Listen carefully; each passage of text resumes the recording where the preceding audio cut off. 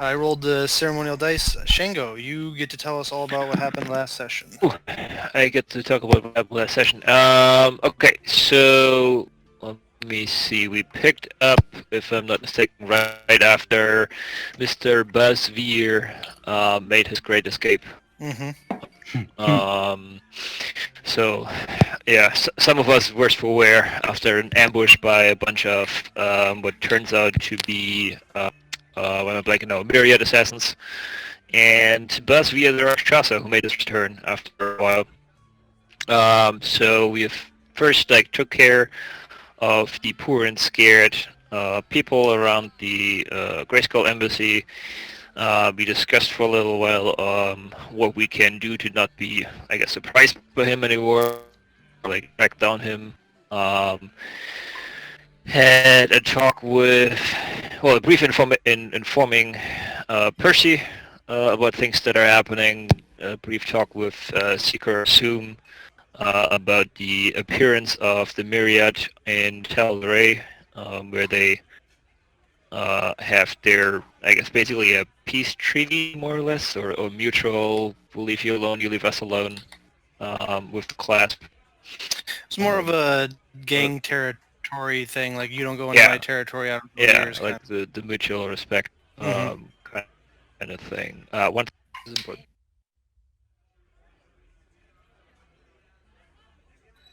Okay. Do you need anything from me?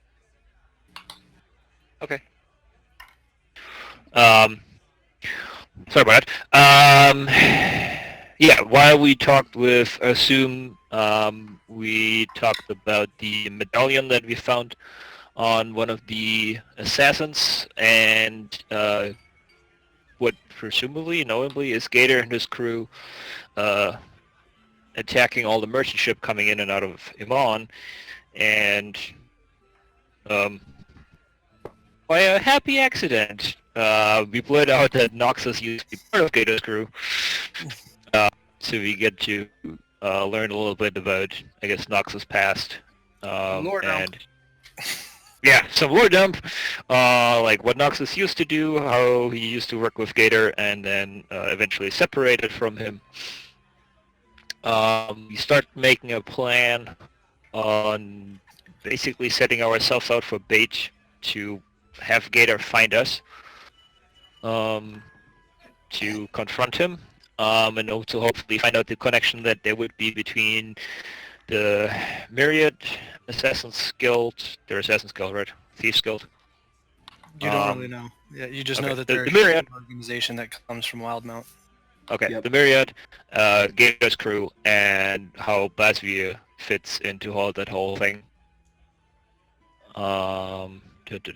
Wrapping that all up, we went into some talks between at some point Fike and Renata about their feelings and everything, and Shango's like roundabout way of trying to get the party's input on the goals in life and how to pursue them, or they are, and I believe that's where we left. Yeah, we ended with Fike and Ren in the Temple of Sarenrae, kind of having a conversation. Yeah, right. And I believe we were ending because that all happened shortly after the attack. So you guys were getting ready to go down for a long rest because that all happened like around dinner time and stuff like that. Yep. So unless there's any specific things people would like to do before bed, right at the top of the session, you guys can jump into your long rest if you would like. The door! Before bed, you want to do that, Fike? Yeah, I wanna I wanna take care of that real quick. All right, so you I can't be any assistance. Yes, you can. I need you. Yeah, you actually can. You have no spells? I have very few spells because I was healing people. That's, You know, because I'm a cleric. it's more Cleric heals than people? enough. Trust me. Why would you do that? All right. right. I kind of give Ren a pat on the shoulder, and I'm like, I'm gonna. As she goes, she leaves to go off to bed, and wishes you luck with your trial at the door, and asks into an alternate falling dimension again. She will be in her room should you need her, as she makes her way up the stairs to there. Fike, you make your way back into the main dining area that I believe, Shango, you left to go upstairs as well after your conversation with the group, to find Diero, Nox, and Tharn still in there, just the three of them. Oh, I was gonna go down with Fike. I know, but I'm saying he's coming to find you right now. Got it. Sorry. in the meeting room or war, if you will. As he comes to the door, he looks like he has mischief on his mind. Fike, why do you have that look on your face? I want to go attack the door again. Okay, do you have a plan? I do. I have a decent plan. I'm going to need all of you, honestly, for this. The door responds to, one would say, the arcane essence of some of the locks. And I believe that with the proper spell cast at the door, that it will unlock it. All right, well, you got a plan. I'm down. As long as you got one, and you're asking for help, so I know you have a good plan. Or I something do. like that. Is Shango in the room, or is he? No, Shango is not in the room. Oh. I just call on the message break. Shango, Oh, I forgot we have those. I might need you for the door if you would be so inclined, but if not, that's cool. Shango, you get a whisper in your ear. Yep, there's no response. Alright, I guess he's out. That kind of puts a damper on things, but... Alright, cool. Let's, People weren't so problematic, we would have no need for doors. Mastathon, I love that that's the first thing Tharn says during the session. Mastathon, I think you and me have agreed very little, and that I agree full-heartedly on. To the basement.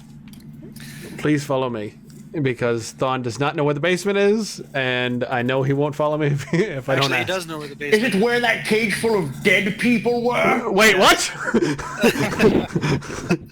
I missed that. There's dead people in the basement?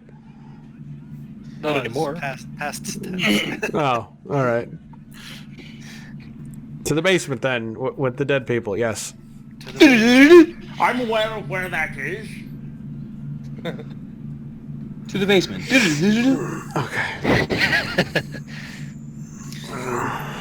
As you make your way down the stairs to the basement, you come to a familiar hallway that many of you have seen before as you come down the stairs. To your right, as you come down the stairs, is the as Tharn so eloquently put it, caged room where the dead bodies were piled up. I start walking there. And to your right, a left-hand turn. As it appears Fike is leading you the opposite direction from the caged doors, Tharn. No, Thon, you're going the wrong way. Please follow me. Oh. All right. This is the door. The door. You see before you, Tharn, what appears to be a large metal door with what looks like 7 locks on it, vertically placed. And there does not appear to be any sort of handle on the door. Okay. I pushed the door. The door does not move. It's not gonna be that easy, Tharn. This I It's a pull door. This whole There is no time- handle. You I want- know, insidious, isn't it? Yeah.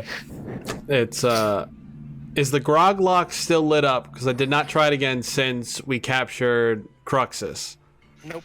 Okay, so I show the You get example. the sense that after a certain amount of time, it must reset. Okay, I show as an example.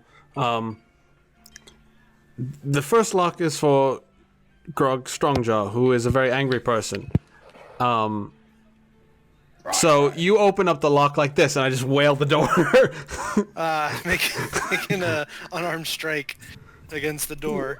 You take what's your strength modifier? 1? 1. Yeah.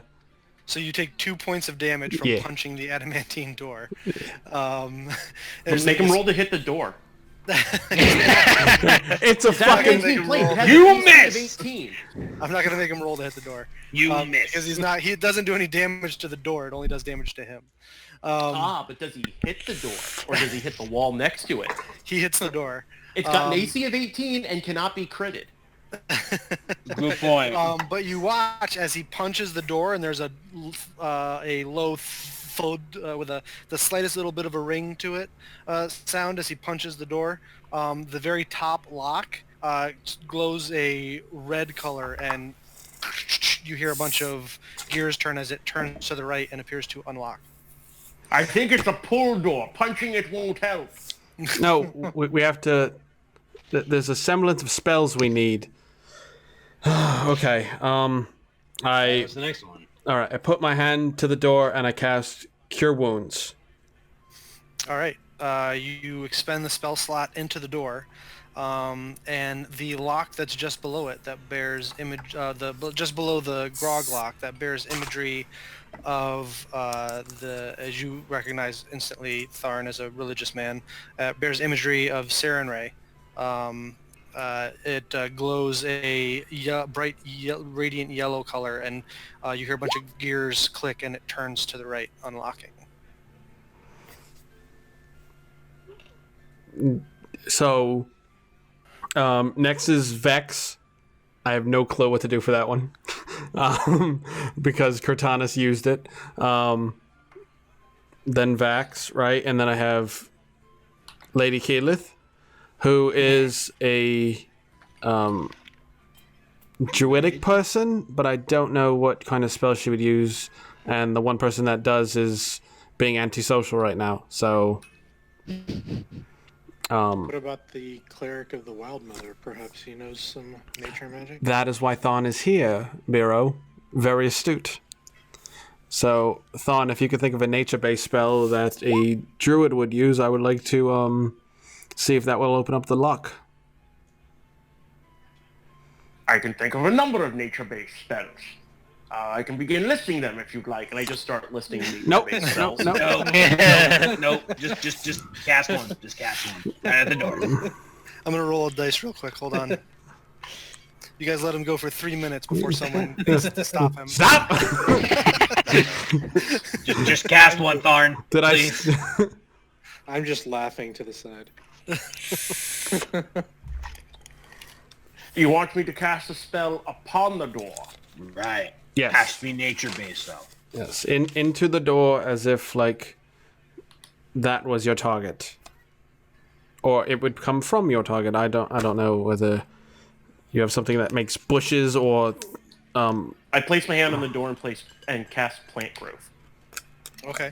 You place your hand on the door, casting plant growth, and the door seems to absorb the magic as one of the locks. You watch it glows a vibrant green color. Several gears are sounded within, and it turns to the right, appearing to unlock. That's what happens when you're a nature-based spellcaster and know how your spells work. very astute. That was for Will.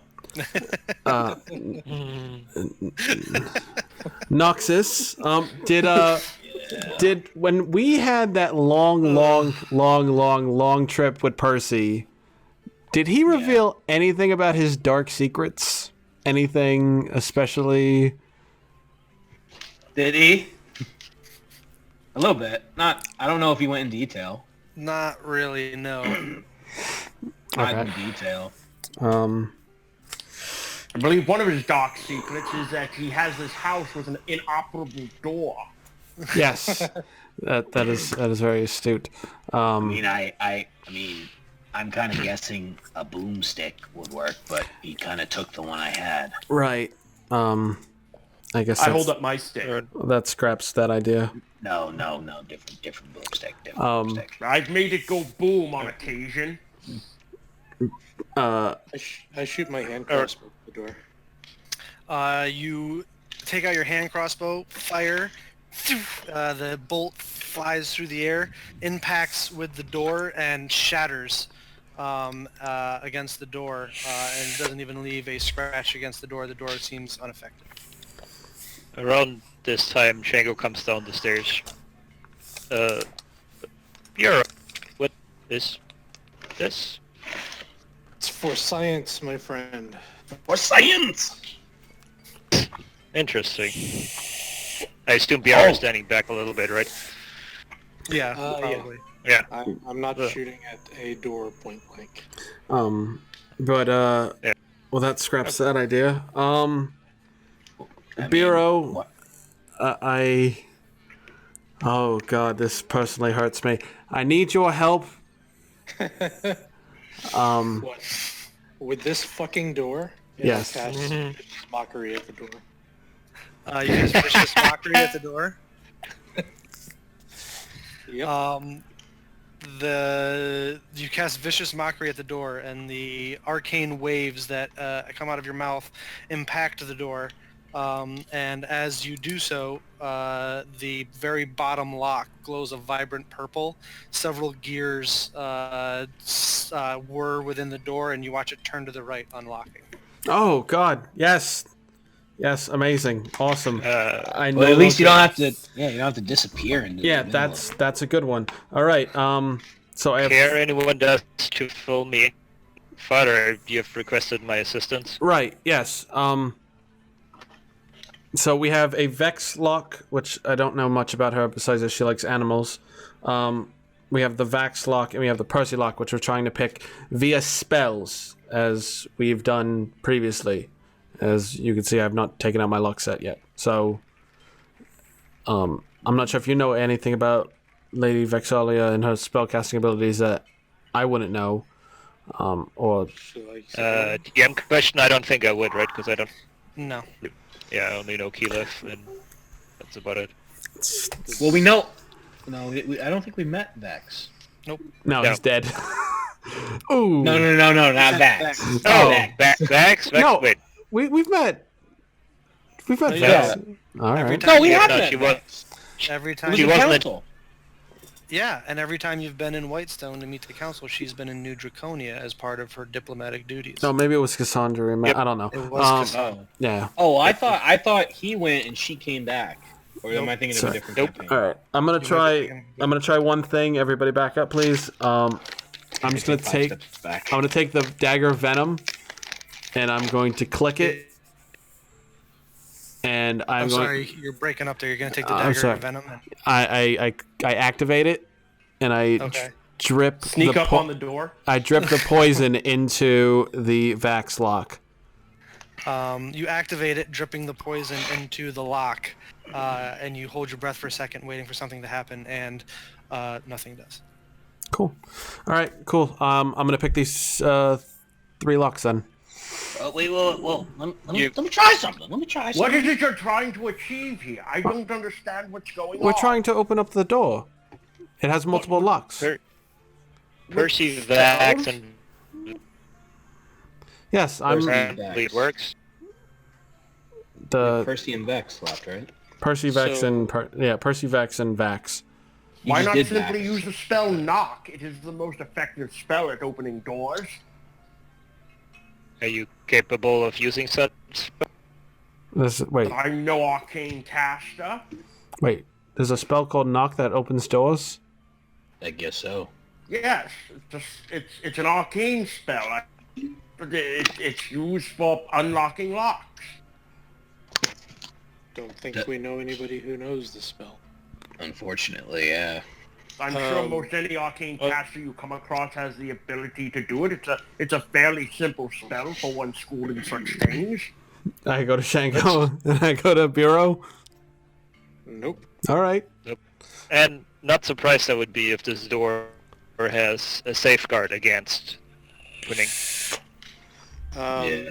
Out of character, so Fike mentioned that Vex liked animals, but do we actually know that, or was that like a retcon if they ever never met her? So we don't. There's a bear on the clock tower.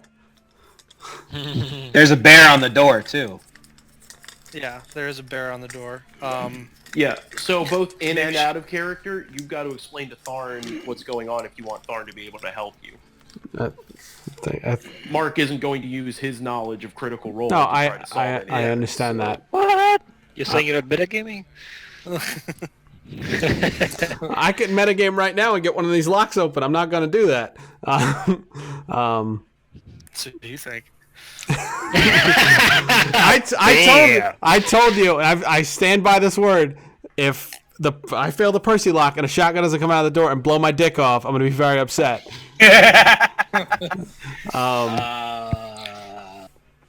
I can try something. I mean, I don't want to be totally useless. I mean, I would have everybody go around the corner.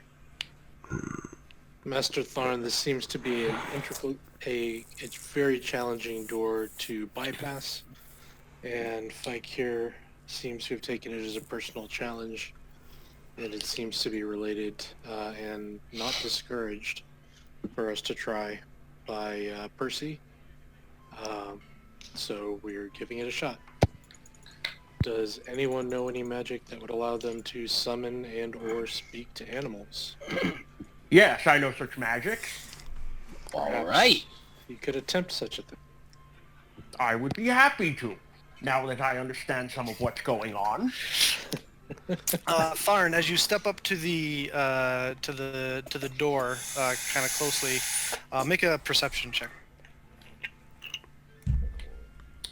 Do you have speak Would with this bear? be a visual perception check? It would. Ooh. Oh yeah, you have the goggles of Seagood. Mm-hmm. And that is their canon name. 15. You notice something that hasn't been pointed out to you as of yet. Right above the very top lock, there is an inscription in common that says, if you are clever enough to open this door, you are clever enough to make use of the things inside. All right. I cast Speak with Animals on the door. All right. You cast Speak with Animals on the door, and nothing happens. For Percy, fond of his weaponry, is he not? Maybe fire might be useful. Recreate order. Oh, I'd say it'd have to be like a gunpowder explosion, not an arcane base. He's not. It's fine. I got three. I got more locks picked than I. Well, no, I didn't. That's not true. I got the lock that fooled me last time. I think I got this, and I know the Vax tumbler has a false pin in it, which is good for this time. Yeah. Oh, well, I thought you already activated it. He said Activated what? the Vax one. No, Vax No. said nothing happened. No. Oh. And I don't know So anything he- about him. I only know that he has- has daggers, so I assumed he'd like a dagger thing. You have 4 of the 7 locks are lit up and unlocked. That's more than enough. All right. Your bravery in this is commanded considering the last outcome, and I'll cast guidance. Okay. Oh, And I will offer was nice. assistance. Are you proficient in thieves' tools? I am. Okay, so you can assist him. Ooh. is that like an advantage thing?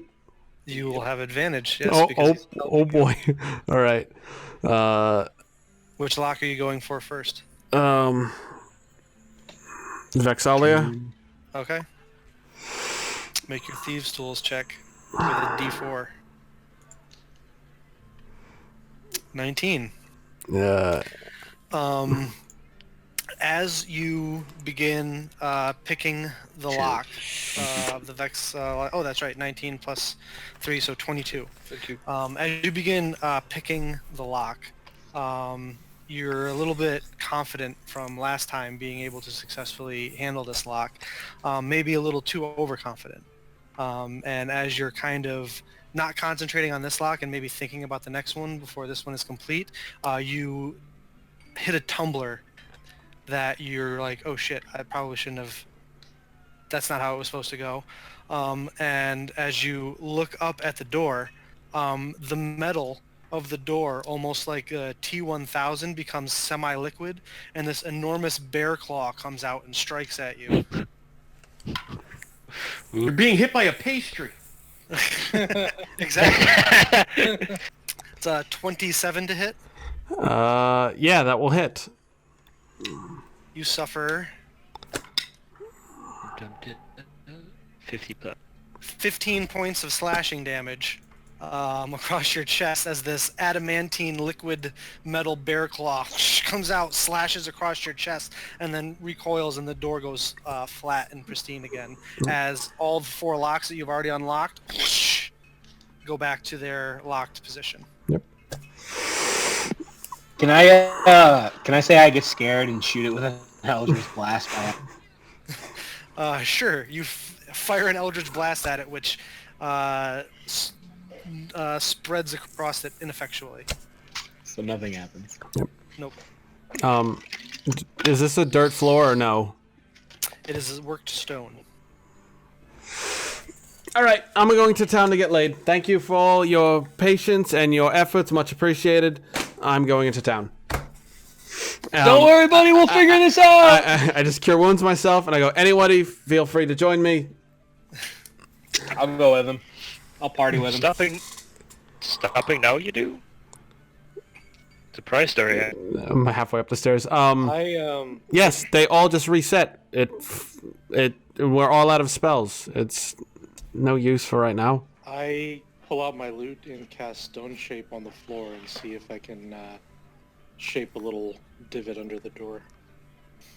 All right. Can you put stone shit? Like, can you put the words in there for me? Or perfect. You touch a stone object of medium size or smaller, or a section of stone no more than 5 feet in any dimension, and form it into any shape that suits your purpose.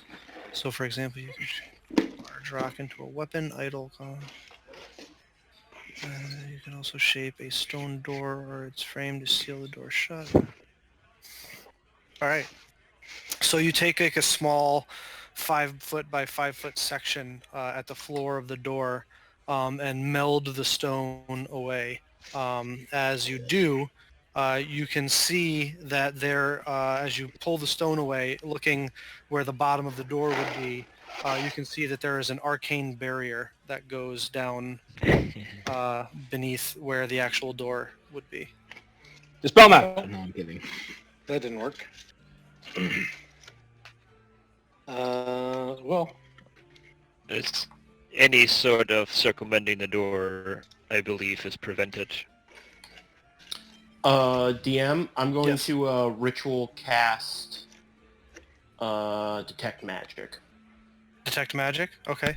You take the next 10 minutes and kind of go through your mutterings and say a silent prayer to the Wild Mother. When you do and your eyes open again, they are blanked over with natural energies.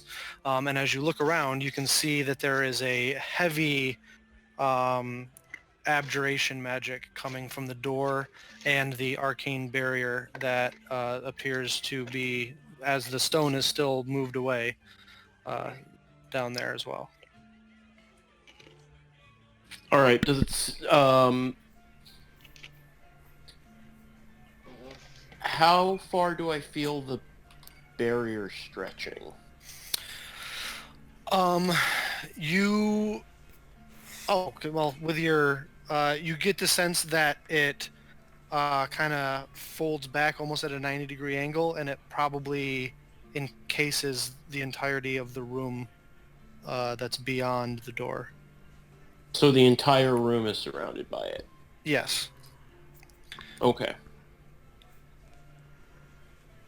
The only area I will say with your detect magic up, the only it is a slightly different magic than the magic that emanates from the door. So the only area where that barrier doesn't exist is the shape of the door, which has a Okay. different kind of abjuration magic on it. Cool. The existence of our bane is a door. I mean, it's a critical role. It's a campaign sentence. I mean, how can I Yeah. not? You know. The bane of every D&D group. Door. Doors. Wait. Is there a slit in the door? I mean, there's a spot where it meets the ground. Yeah. Like, is it like a door, like a double door where it opens up like this? No, you can't see a seam like that. No. Oh, I was gonna try and do something. I pull the door. There's no handle. Oh, well, all right then. I knock on the door. Dum dum dum. I thought that would work. I've already burned I, I mean, I During got the 10 spells, minute- but I don't know what spells I'd use. I don't think any of mine really meet what you're wanting us to do. It's fine. It's a lost cause. We tried. We got close, and I'll have to do more. I rolled a 6. I'm very upset. Thank you all for your participation. I'm going to go nurse my newfound bear wounds and red wine and saucy gentleman. Giving up so Excuse easy. me. Yeah, Jeez. of course. Why not simply teleport inside the room then? I like this guy. He's got brains. It's Well, yes, I've experienced much in my years. again, judging on the security measures taken, I believe any sort of circumvention will be, but certainly welcome to try your. nobody do it if you can't bamf yourself back. Otherwise, you're going to be sleeping in there. This magic could also be dispelled by one who has such gifts. Yeah, but then it's still a locked door. Yeah, but then you're not gonna get clawed by a bear or disappear and Ah, fall for an hour. That's child's play. I'd rather you break your tools than You, be dead. Nox, that's a line. You haven't stepped over any lines ever. That is a line. I'm sorry. These are not my tools. What did I do? These tools What did I do? Oh, no, not those tools. Not these those tools tools. are very special. What the hell? Nothing ventured, nothing gained. I'll try dimension door to the other Alright. side of the door. So you're gonna try to what? Go 10 feet past the door, 15 feet past the door, Say just 5 feet past the 5 feet past the door. All right. Are you taking anybody with you, or just going by yourself? No, I'll go by myself just in case he's gonna get me killed. I'll limit the casualty to 1. New character, baby. Roll stats. Confidence!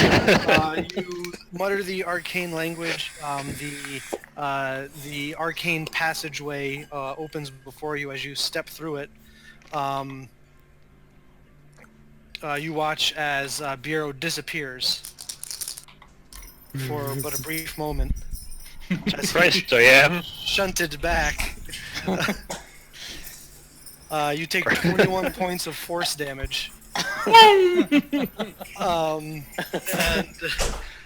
you watch as Bureau, through the arcane door that he stepped through, the arcane door reopens as he is thrown back and slammed against the wall behind him and slumps onto the ground. I'll You all right I'll there, do a buddy? quick check. He's still alive, right? I'm That assuming doesn't the normally work 21 that points way. didn't do Yeah. that much to him. But. No, but I'm also still not at full health. So Yeah. I'm now at about half. I think. Underestimate I this cast- door mechanism, I believe.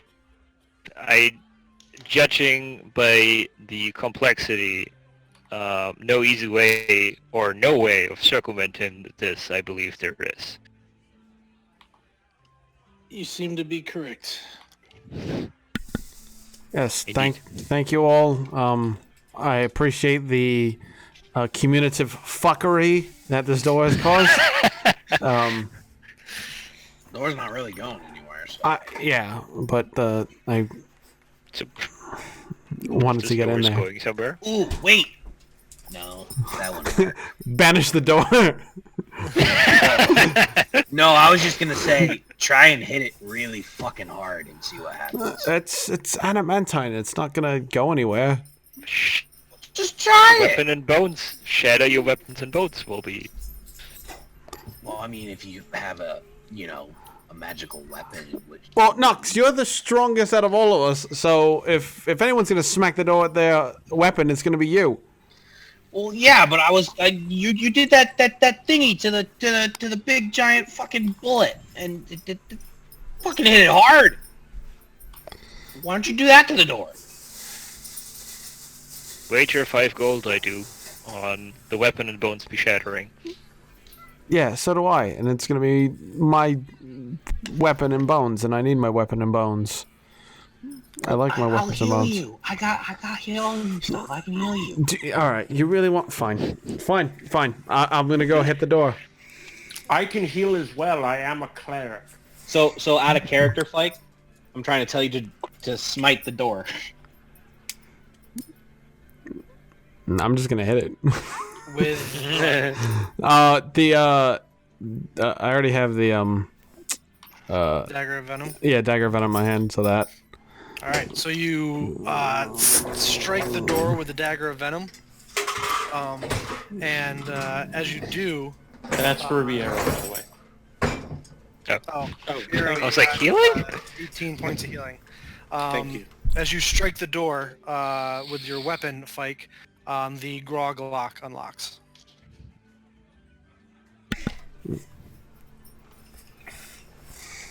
Your weapon doesn't appear to be any worse for wear. It's magic. Shatter at least it. One advantage to this. Shatter at least it is not. Yeah, can I have that 5 gold? I kind of want to see what the Percy lock does if I fail it. Like ahead. I'm very very curious. Let's do it.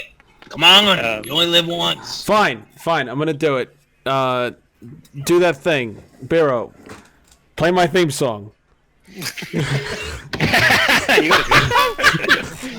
gotta I cast guidance. You cast guidance. All right, so you've got guidance. I'll play the Barney theme song. All right. I love you. You love me. Stop it. I assume you're inspiring him, Biro. Yes. All right, so you're inspired. You've got guidance. I'm sure Biro's going to assist you, so you have All right. advantage. Cool. All the things. 26. 26. Do you want to add your stuff to it? No. Yeah. Well, you Yeah, got to add the guidance. guidance regardless. Oh, I have to add the guidance. Yeah, I mean it's not going to stick around very long. Yeah, I think you have to use it on the next 27 check. total. You stick your tools into Yeah, I do. the spot of the door. That'll open the Scanlan lock. And the scandal lock is open, yeah! As you work the lock, the tumblers appear to fall exactly as you wish, as the lock glows a bright white color, turns to the right and unlocks. Well, that went swimmingly. Yeah, that's what happened last time. I'm better than these locks. It's just that one. It's fine. All right, this one. Keep going. Come on. All right, we reverse engineer this. All right, Vax lock next. What?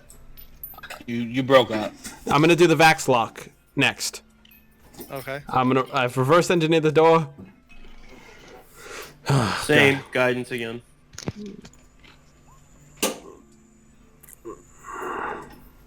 Roll the guidance. 33. Ooh, not quite enough. You work your thieves' tools into the Vax lock, remembering that false tumbler that was in there, bypassing it, working the rest of the way in, and unlike the other locks, it actually gets darker, almost as if shadows begin to cling to it, and it turns to the right and unlocks. One more. Progress you are making. All right. Actually, 5 more because they all reset. If you recall. Yes, they all reset. 4 more. All the other ones we can do, no problem. All right. I go up to Mike and I start rubbing his shoulders. I'm like, you got this. No, no, stop. All right. Continue, you must know. And I'll cast guidance this time, unless Thorn beats me to it. Which lock is this for? This is Vex. Vex? Alright, 33 again. You begin working this lock, remembering the mistake you made previously, and without too much trouble, it glows a vibrant blue color and turns to the right and unlocks. Hey! All right. We could. Can everybody do the thing again? Yeah. Viciously mock the door. I How do you viciously mock the door? I wave my private parts at its antes. Fike looks. I look like wide-eyed at Bjorbeck. What the fuck? The Scanlan lock glows a vibrant purple. And turns to the right, unlocking. This is a new side beer, dude. Barrow might have had a few glasses of wine with dinner. Collective fuckery. The power of collective fuckery. I'll cast, just because I have it, I'll cast Cure Wounds, The pike lock unlocks. and I'll also cast, Plant Growth. The Keyleth lock unlocks. Is that all of them? Did you get all of them? I'm trying to remember. You got Vax, Grog, Keyleth, Percy, and Scanlan, and Pike. Yeah. As you do the last lock, Tharn, and it glows a vibrant green, turning to the right. I told you I would open the door for you. Motherfucker. I'm gonna kill him. I'm gonna kill him right now. It's been months! It's been months! I've been waiting to do this! You guys hear this sound that sounds as if it comes from nowhere. Just like these trumpets play as the door begins to slide from right to left, opening up the passage. I close the door and lock it. That's good. He's gonna die in there anyway now. Oh, Good thing I spent all that money on that move to run. As the door slides open, and you look into the room, there appears to be what looks like a well-appointed and maintained and very organized workshop. I'll hold out a hand like, after you, Fike. Yes. You first. Fike, Alright. as you step through the door, on the opposite wall, you see an arcane flash of light, and you're scared for a moment because you're like, oh shit, what did I miss? So it's 100% a Polaroid from like Magic Mountain. No, but when the light dissipates, you see what looks like legit an actual just straight up giant mouth on the wall, which begins to speak to you. And it says, so, it appears that you were clever enough. Congratulations, you've made it into Percival von Frederickstein von Musil-Kowalski de Rolo III's workshop. You may make use of any tools and equipment that you can find in here, as well as any inventions that you deem might be helpful to you in your travels. You may take one, and only one. Trust me, I will know if you take more. And then the mouth just melds back into the wall. Did we all hear this, or was it just? Yeah, like- no, it was audible to the room. I'll say, what if we put it back and take another one? No. There's no. Is it- There's no response. Damn you get to, one. Bureau, make an Arcana check. We're gonna have to do that thing from Indiana Jones with the bag of sand and the idol. You easily recognize this this spell. It is called Magic Mouth. It is a spell that one can leave, which leaves essentially like a pre-recorded message that will play when triggered. It's not interactive. It's just like a recording. Cool. No point talking to it, buddy. There's no sentience there. Wait, I don't presume a one per person this is it? no. Oh, good point, Shango. This is a I would think a one per group. prize door. And Tharn, as you are probably the one with the highest perception, I would guess. Probably, right? Probably. As you look at as you come in through the door, to the left there is a table with what looks like 3 mechanical contraptions on it that you probably have 0 interest in. But there they are. This is a smithy. Yes. We've Nice. come into a that was what was behind the door. Yes. What a waste of time. Then feel free to go back upstairs, Masathon. All right, and I leave. Thank you for helping. Yeah, your help was much appreciated. Go ahead and You're take more an than inspiration that you welcome. won't use, Smart. What? Go ahead and take an inspiration that you won't use. Awesome. Command And you. as a matter of fact, Fike, you also get an inspiration for getting through the door. Yeah. yeah. I'm gonna use it to get. Technically, I got through the door, but that's fine. I think I'm gonna just stop. Shango, Fike, Biero, and Noxus, you guys are in Percy's workshop in Grayskull. All right. He said inventions. Where are the inventions? He pointed them out on the table. Oh, what do they do? Do you go up to them? Oh yeah, absolutely. All right, they're at this table over here. Looking at the 3 contraptions that are there. One looks like a belt or bandolier that has several spherical objects on it. And there's one section that appears to be almost like a little flint sparking section. There is a piece of parchment next to it, or beneath it. In the middle of the table, there appears to be what looks like a heavily tinkered with gauntlet and bracer. And to the left of that, there is some sort of item that appears to be sheathed into an interesting scabbard with a crank on. And the handle that's coming out appears to be copper with a leather wrap around the handle. And each of them have pieces of paper or parchments that are in front of them. I'll read them. Which one first? Start with the last one first. All right. At the top of the page, it says Stunner. As you take the handle and pull it out of the sheath, it appears to have this tuning fork shape at the other end. It appears to be made of a solid piece of copper.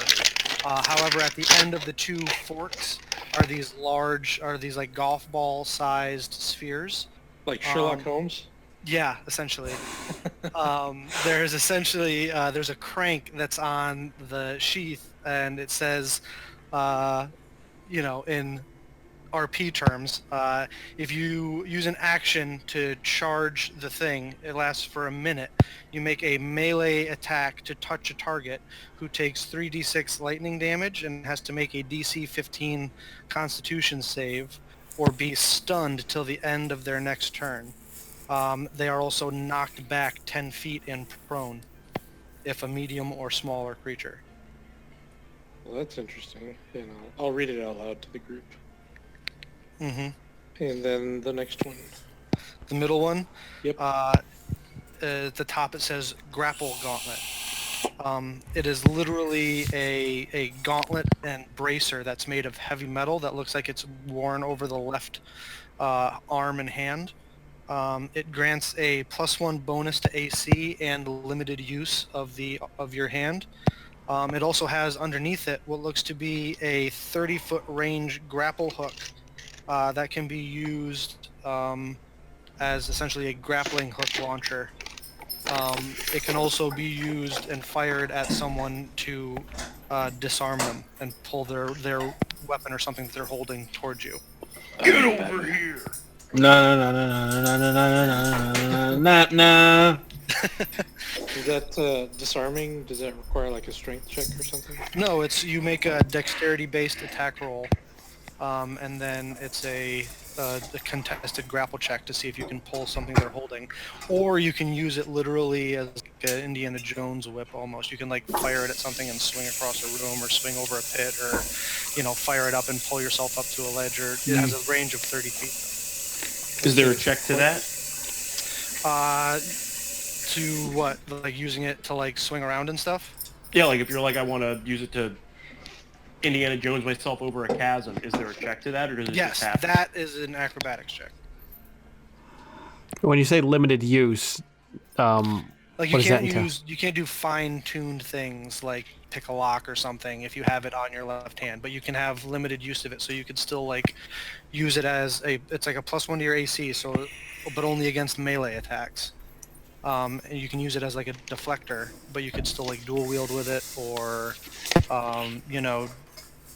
do other things with your left hand, but you can't like do very fine-tuned like little like things with it while it's on, because it essentially it's essentially like the gauntlet and forearm piece of what would be like heavy plate mail, but like completely tinkered with and retrofitted. And Fascinating. and Read the last one.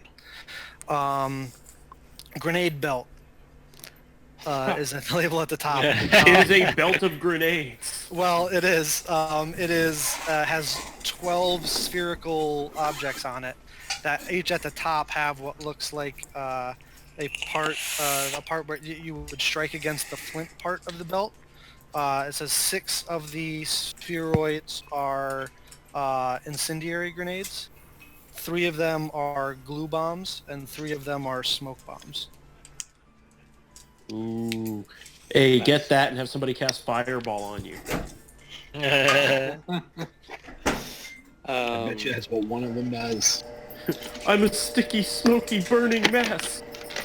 yeah, that wouldn't kill you outright with 6 grenades just blowing up in your hand, or even better, wrapped around your chest. Still be fine. Or your waist, where the moneymaker is. The best would be a deck save and just all of that. You just no problem, just rogue, just evasion, just all good, baby. How'd you do that? Fine.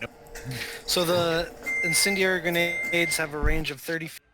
They do 4d6 fire damage to all creatures and objects in a 20-foot radius. DC 12 dexterity save for half. Glue bomb is also a 30-foot range. Creatures within a 20-foot radius must make a DC 12 strength or dexterity saving throw, target's choice, or be restrained. And then the smoke bombs essentially also have a 30-foot range, and they recreate a fog cloud spell. So there's a grenade belt, there's a grappling hook, and what was the other one? The stunner. Like a Like a stun baton. steampunk taser, essentially. Yeah. Alright, cool. Well, I don't really have any use for this, but this could come in. A few of these could come in handy for all of us, especially that grappling hook or the grenades. The choice, I believe, lies with The what? the choice lies with the father. No, we all got in this room together. I did not do this by myself. I usually, but Yep. I think that Your needs to be a group. perseverance and stubbornness. You took the initiative, Fike. Which one do you want? Honestly, I think the stun would be quite helpful considering what we might be facing, especially if someone is wet. That would be quite the catalyst. I mean, would it kill someone?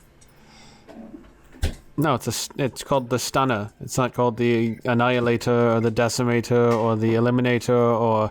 And I don't fucking know. It's got electricity in it. Shanga, do you want to explain electricity? Oh, possible it is if the target is weakened enough. Well, Well, if you knock someone on your ass. Yeah, I don't want to kill anybody. Where? Wait, what? You've killed tons of people. You've killed, yes. It's not these people, You've okay? killed- Not these people. Well, Not then these people. it's good for subduing because it's a stunner, and then we could heal them if they die. Well, yeah. They all will come in handy. I mean, they all have their own purposes. So, but if you think the stunner is the best, then For weapons proficiency bonus, what would the stunner be considered? You could use strength or dex. Or I'm talking from a like simple weapon, martial weapon type standpoint. it doesn't really fall under either. It's technically a device and less of a weapon. And all you have to do is touch someone with it, so it doesn't really require any special training to use it. Does it? Cattle prodder. Cattle Wait, but prodder. it requires an attack roll? So from a mechanical Yes. standpoint. From a mechanical Yeah. standpoint, it would require an attack roll, so you would, Okay.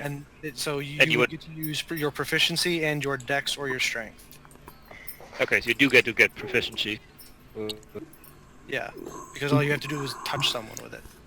Gotcha. So I think the You're stunner proficient would, with glove. yeah, or Miro. I know you're very fond of that rapier carry, but this would get you out of the fray on a one-on-one opponent, or at least push them back a little bit. So that might be good for you. Sure. I'm sure pretty much any of us, other than the couple of bulky ones, tanky ones, could use it. But the tanky ones are so handsome. Wait, are you talking about me? Yes, I'm talking about you, Nux. Oh. Thanks. All right, so we all pick one up, and on the count of three, we run out of the room. I'm down. No. Please do. Please I do. slow. When the DM says to do it, don't do it. No. Like, Percy, we did the thing that your magic mouth told us not to do. Oh wait, it can't escape the arcane barrier. We can spend the rest of the session rolling up new characters. It'll be fun. Wait, for real? Yeah. Yeah. I don't care. Thorn's gone. Arn's out of the room. He's fine. Yeah. That's good. All right. So we're taking the stunner and just the stunner. Is everybody in agreement? I mean, Sure. yeah. Certainly. All right, cool, great. Another lightning thing, amazing. I really hope we don't ever fight anything that's covered in lightning. I mean, grappling hook would have been good, but Eh, it was good too. I mean, we could. One of them was good.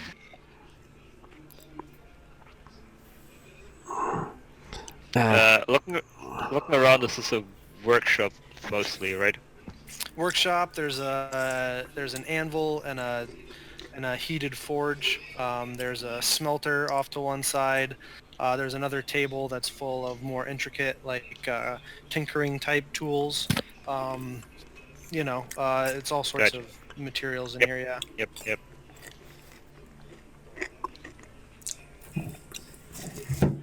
Yeah, that makes stuff hot. Shango, in case you didn't know, that makes stuff hot. That's where you cool stuff down. This is where you bang metal. Bang metal. Boom. You, All right. Thanks. You just seem You. confused. Well, not a smith or tinkerer, I am. So I was trying to explain. All right. Thanks. So Fike, are you gonna be spending a lot of time down here? No, we have to go on a ship tomorrow. Well, I mean, when we get back, all right? Yeah, probably. Damn. Probably. I'll spend some time in here as long as the door doesn't shut. Is the door gonna shut? Magic Mouth, is the door gonna shut? After Somebody I leave? sending. Somebody send to Well- Percy. Nothing Most happens. It likely. doesn't actually work that way. Most likely it will shut and lock, I presume. Hey, Bureau, could you ask Percy if the door will close since we opened it? Do I have any spell slots left? I don't know. Do you? We're all going to bed soon, so. Yeah, I got a couple. Yeah, I'll send to Percy and say, Lord Derolo, we were able to get into... Are you gonna use your last 4th level or your last 5th level to send this message? last 4th level? Okay. Just curious. Yeah. I'll say, Lord Derolo, we were able to access the workshop in the basement. Will it lock behind us again when we leave? You wait for a minute, and a response comes as, huh? You hear sounds as if someone waking up from sleeping. He's in bed really early. He's getting old. He's in his 50s, dude. Old. Like, It's the West Coast. It's also the time difference. Yeah, you guys are on the West Coast. He's on the East Coast. Oh, is there really a time difference? Yes. I didn't realize that. That's pretty cool. That's awesome. It's canon. Matt's mentioned it as they were globetrotting around in Campaign 1. I totally missed that. But anyway, he says, "Oh, I'm honestly shocked. Yes, it will close behind you. Since you were clever enough to get in, you'll be provided keys on the way out." Cool. What did he say? And what the hell, since we failed to actually answer his question last time, I'll just quickly burn my last 5th level and respond back. Thank you, and we will be going on a ocean venture, but we'll return to Whitestone as soon as we can. Very good. Is all the response that you get. He says... Percy's like, what the fuck do I care? Yeah. Yeah. Have you looked Care at the about your time? vacation plans. He said that the door will lock behind us, but we will be provided keys on our way out, given that we were clever enough to access it. Fantastic. Tired. Oh, let's go. Tired, I shall retire. And I start walking up the stairs. All right. As you guys exit the workshop, as you get to the door, you see, almost as if lowered on a string, a ring of 7 keys gets lowered from the ceiling. I yoink it. You yank on it. Each key appears to match the motif of one of the locks. Yep. I'm officially a glorified janitor now. I have so many keys to so many things. Mr. Jangles. Yeah. Hey, I imagine like sitting on the next lock, like not this one, not this one. Also, you guys notice as you come out and you kind of turn and look at the wall to your right, there is a circle of 10 locks that have now appeared on the wall. This wall right here. That wasn't there before. No, it wasn't. I will investigate. There are 10 locks in a circular pattern, nondescript, on the wall. I knock on it. Solid stone with just keyholes in it. Spike, want to take a look at this? No, it's the we were clever. We beat stage 1. The next person needs to be more clever to beat stage 2. That is stage 2. That's exactly what that is. Why are you not surprised? It's true to form for Percy. He has contingencies for contingencies. The door closes behind you guys to the workshop. Well, we can always Standing come. in the hallway. I get 3 feet from the door. I pat my pants real quick, and I go, "I forgot the keys inside." And then I go, "Nah, I'm just joking." Oh, that sucks.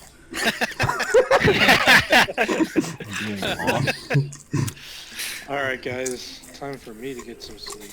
All right. As the rest of you head up to your rooms, Tharn, quickly, you, for your own reasons, probably because it is the most gardeny or naturey section of the keep, before you head off to the bed, find yourself into the sort of interfaith but temple of Sarenrae that has 2 large trees growing in it and several flowers and other shrubbery.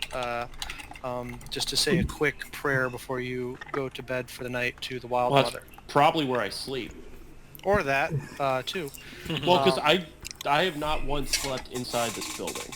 That's true.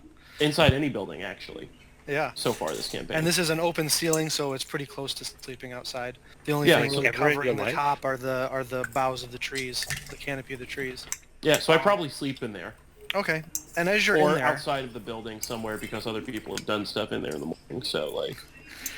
as you're in there, though, however, you happen to notice on one of the trees what looks to be almost a shining golden acorn.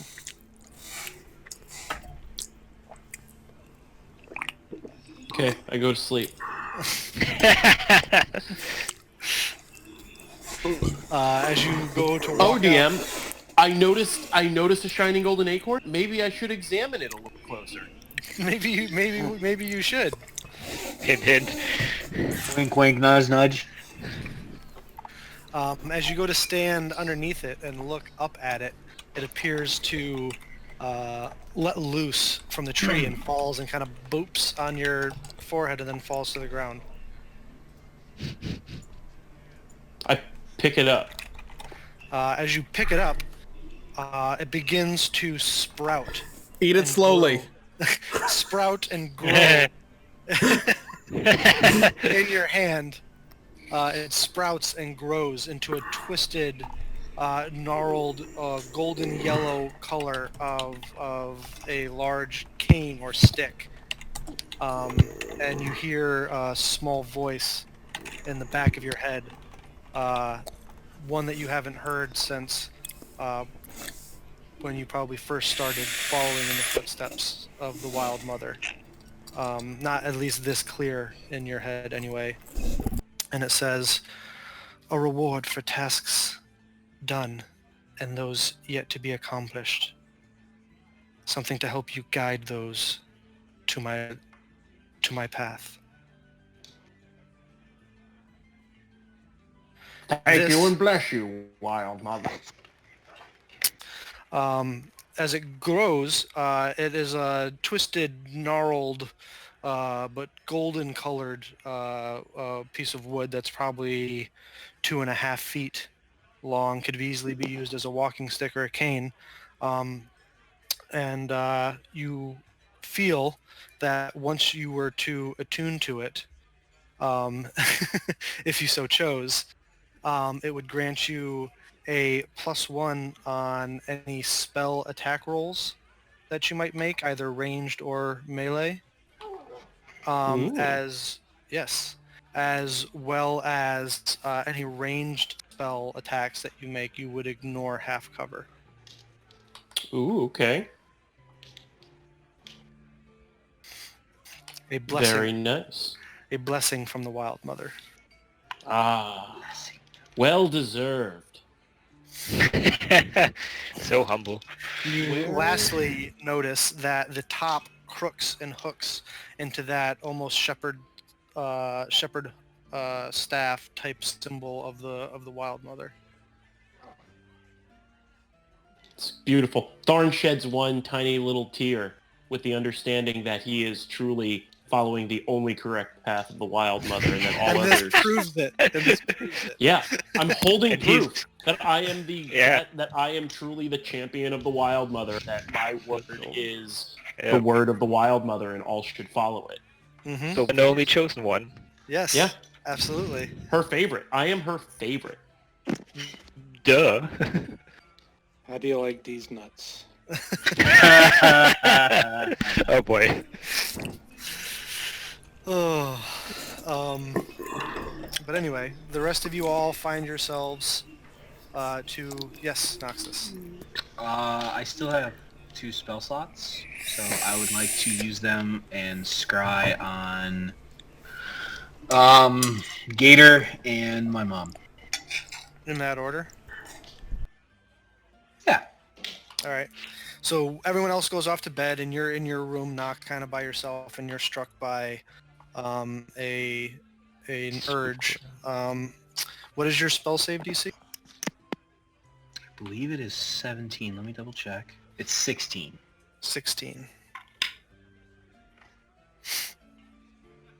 Okay. Let's pull something up here real quick.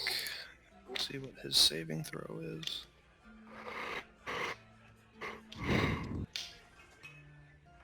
Where are you?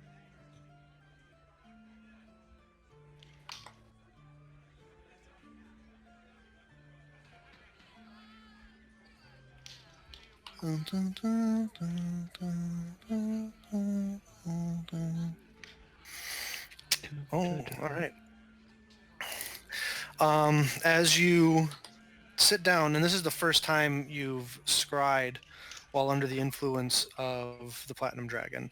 Every other time that you've done it was through Tiamat. But as you close your eyes, you feel almost as if you are lifted on the wings of a dragon as you fly out of your own consciousness and through at an impossible speed, unable to keep track of anything as you're going by through the sky.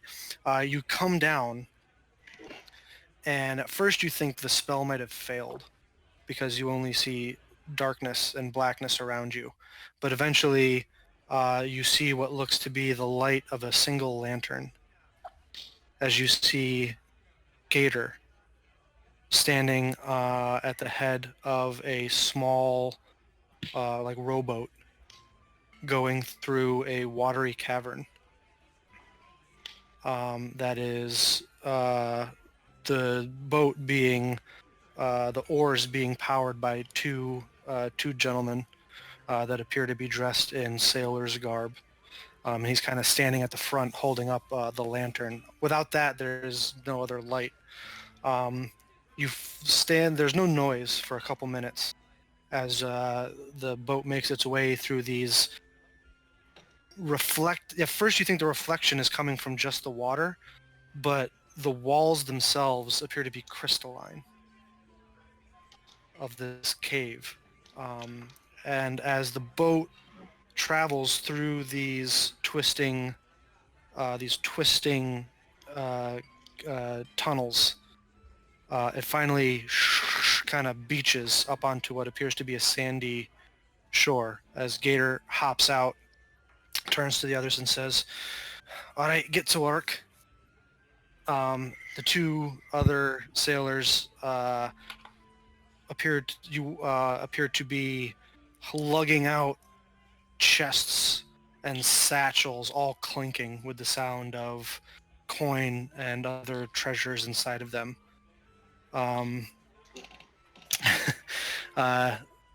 As they kind of go out of your vision from Gator as he's just kind of standing there holding up the lantern. Make a perception check. Would you like me to make it with advantage since I have my shield, or normal? No. Okay. I don't have that many voices. Mark. 11. All right. You watch as several of the two sailors make several trips back and forth from the rowboat, which appeared to have been laden down with treasure and plunder. As the two sailors hop back up into the ship, into the little rowboat, and man their oars, you see Gator hold up the lantern in front of his face, kind of trying to spread as much light as he can into this wider, more open section of the cavern as he stands on what appears to be almost beach-like sand. and he yells, and he not yells, but says out, "Our tribute is paid. We'll be back with the next."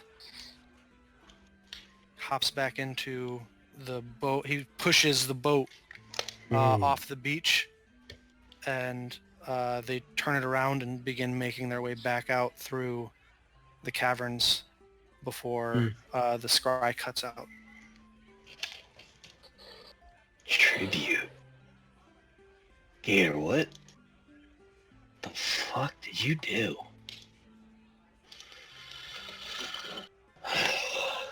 Alright. Let's check on Mom. Alrighty. Cast scry again. Ooh. What's your DC again? 16? 16.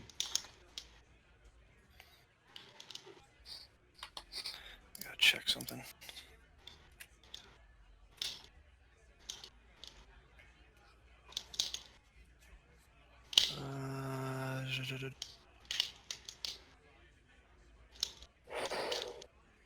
Alright. Yeah, okay. Bonuses. Alright. Alright, your vision is sent again across a vast distance, and it comes to stop on your mother, who is not by herself. She's standing amongst a large group of individuals. As you look around, what little you can pick up from the individuals that are around here, since the scry concentrates on the person that of the target of the scry, you can see that there are several individuals. They all are in the midst of large numbers, and they are shouting in unison, almost chanting. You can see she is surrounded by other Dragonborn as well as other Ravenites. They all appear to be standing behind some sort of barricade that's been put up, and they're holding large signs in Draconic. As you can't really see what's going on around them, but the chants are in Draconic, and they just keep saying the same things over and over and over again, which is unity now, and unbar the teachings. Unity now, unbar the teachings. Unity And they now, chant. unbar the teaching. And they chant and chant and chant. You can see as you watch this for about like 9 minutes. There are several individuals that come up, and she seems to recognize them, and they are kind of pushing against the barricades every once in a while. There are guards that are not in a violent way, but are physically having to keep several of them back, kind of like holding up spears crossways and kind of like almost forming like a barricade, pushing them back. And as the scry is about to cut out, you watch as your mother and a few others quickly turn their heads to the right, or to the left, and there's a look of a shock and a gasp on their face, and you hear what sounds like a small explosion before the scry cuts out.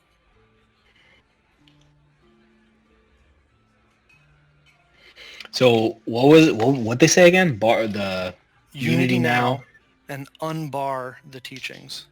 Unbar the teachings. Unbar the teachings.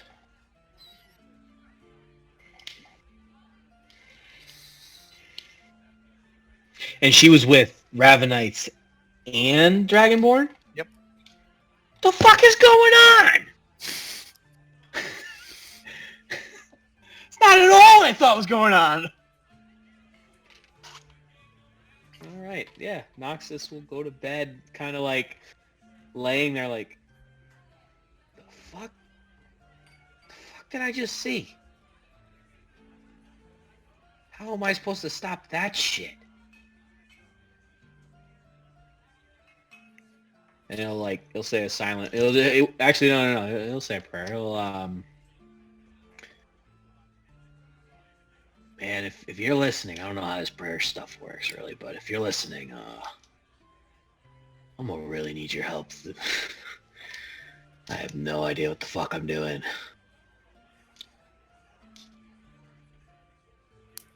Yeah. Yeah, just please don't let anybody I care about die.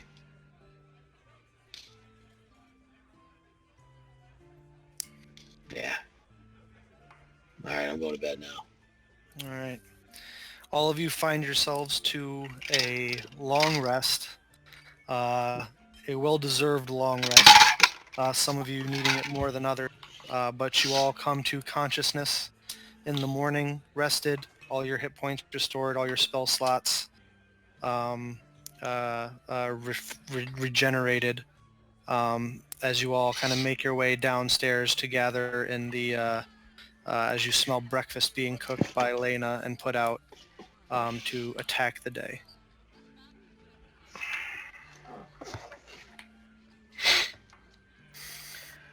Morning. Do we get any sort of temporary point thingies? Yeah, everybody who's here gets half the 14, so. Everybody gets 7 temporary hit points. Okay. 7. Also, in case anybody still had it, the hero's piece says worn off. Yes. Yep. Thank you for reminding me. Sad. No, hero's feats for life. Feast has just begun. I think she's married, Biro. We've got to meet with the council this morning. Is everybody ready? Certainly. I think so. I'm more than ready. I got some news.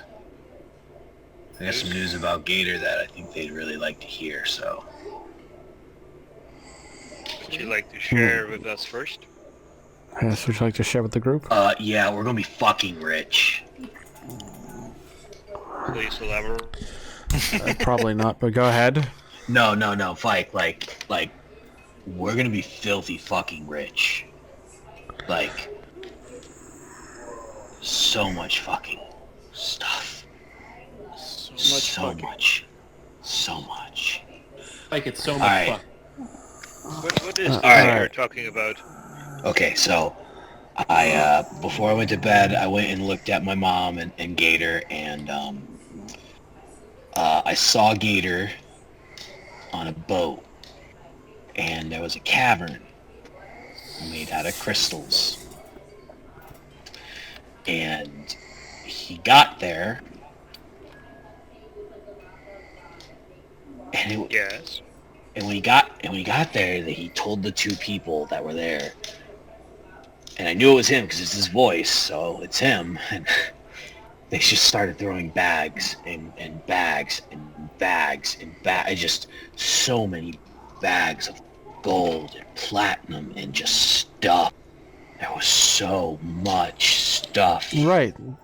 They've been robbing merchant ships For months. Right. for months. But here's where the messed up thing is. I don't get it. Maybe you guys can help me understand. He like looks up, and he's holding up this lantern, and he's looking at something, and he goes, not my dad, like that's like that. Here's your cut. I don't know, something like that. Like he was paying something or somebody, but it was like in a fucking cave. Like I don't get it. And then he gets in a boat and he just goes away. Wait. We've stories we have heard that he is accompanied by a storm. Rumors there are that storm is caused by a dragon. Well, I mean, Indeed. What? How can a dragon cause a storm? I yeah. understand, like, winds, This is but not like... This is not what we have said. I believe that Yes. was player conjecture, not... Yeah, I was out of character. Oh, I was out of character. Yeah. Yeah. Sorry, I thought we said that in as a group. My bad. Never mind then. I think that was just people guessing out of character, trying to figure out what's going on. Oh, okay, Yeah. my bad. I thought we talked about it in character. No. But we did talk in character about him being potentially a new Tiamat chosen, right? That we did Yes. talk Yes, about. you did talk about that. Okay. So then let's say it this way. Believes champion of Tiamat he might be. Tiamat, I believe, revels in accumulating treasure. Yeah, but it's like he was. Did it actually feel like he was talking to someone or something? Like actually, like the thing was there. Did I feel that? It's hard to tell. I mean, he was definitely addressing something or someone. But it was hard to ascertain if he was talking to something that was Yeah, well, right when you're- physically there. Yeah, when you're scrying, the target of your scry is what your senses focus on. So it's kind of hard to see what's going on around them unless it's in Yeah. extremely close proximity. Right. But he appeared to, kind of watch over these sailors unload their little skiff of treasure. They would take it off the skiff, walk out of your line of sight. You could hear it being dropped and clanking around, and then they would come back and get another one, go back and forth. And then after they appeared to be done and loading back into the thing, he turned towards the center of this larger room, held up the lantern to get more light, and said, "Our tribute is paid. We'll be back." Can I roll at disadvantage a history check to see if I can just sit there and meditate on what I saw and try to remember something that I may have missed? No. Okay. At least it was worth a shot. You had your perception check in the scry. Yet, concern me it does also. All of Gator's loot you aim to keep for yourself. Oh. Yeah, I didn't think of that. Sorry. Pirate in me. Sorry. Thanks for being thanks for being a killjoy, Shango. Well, I assume Welcome, Yor, the merchant ships that we restore their wealth to will be more than charitable when we return the vast majority of their wealth. Yes. So I assume we're not going to walk out of this pockets light. Yeah. Certainly presume I do some sort of reward, yet unlikely, unwise I would think it to be to keep everything for ourselves. Yeah. Well, anyways, I don't know. I mean, I think he was talking to someone, but I can't be sure. But all I remember is a crystal cave. There was water, like a little dinghy. What kind of crystals? Like Would I have known? Make an intelligence check. I'm gonna go out on a limb and say no.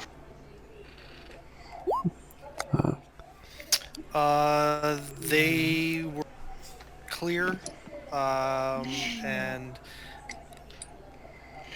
lined the walls and the ceiling. The light reflected off of them and also were a bit prismatic, so when the light refracted through them, it would kind of break and you would get that kind of, how you can get those crystals that you hang out in your window, so when the sun comes through, it kind of throws rainbows around the room and stuff.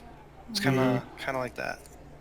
I explained that the best. It didn't appear to be precious stones or anything like that. It appeared to be crystal, crystalline. Yeah, quartz, Yeah. So glass, kind of. Things like that. Yeah, you don't know exactly. I mean, you're not like a geologist, but Yeah. So I explained that the best way Nox could, for brevity's sake. Mm-hmm. All right. Well, I guess we got a council meeting, and then we'll go from there. I have a bit of shopping I got to do today, but Yeah, I do too. I'll run through that real quick. I've already mapped out my route. Well, Nox, you come with me then after the meeting, and we'll go. One way there is to find out for certain. Find this gator we do, and find this cave we do. afraid of, Shingo. Yeah, that's what I'm terrified of too. Me and Nux are on the same page. Not 2 minutes ago, excited you seemed about finding Gator and his cave and his treasure. Let's go find a cave. You're not gonna tell me twice. Listen, when you see treasure, you get excited. I'm sorry. Speak You for made me yourself. feel like an asshole. No. And I just pat Knox on the shoulder. You're not an asshole.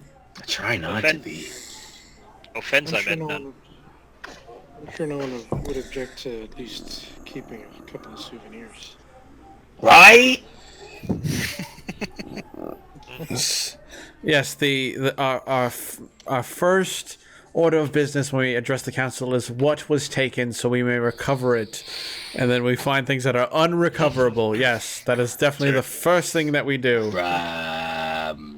No, the first thing that we do is get them to follow this, and I wave the paper, this agreement made with the stone giants.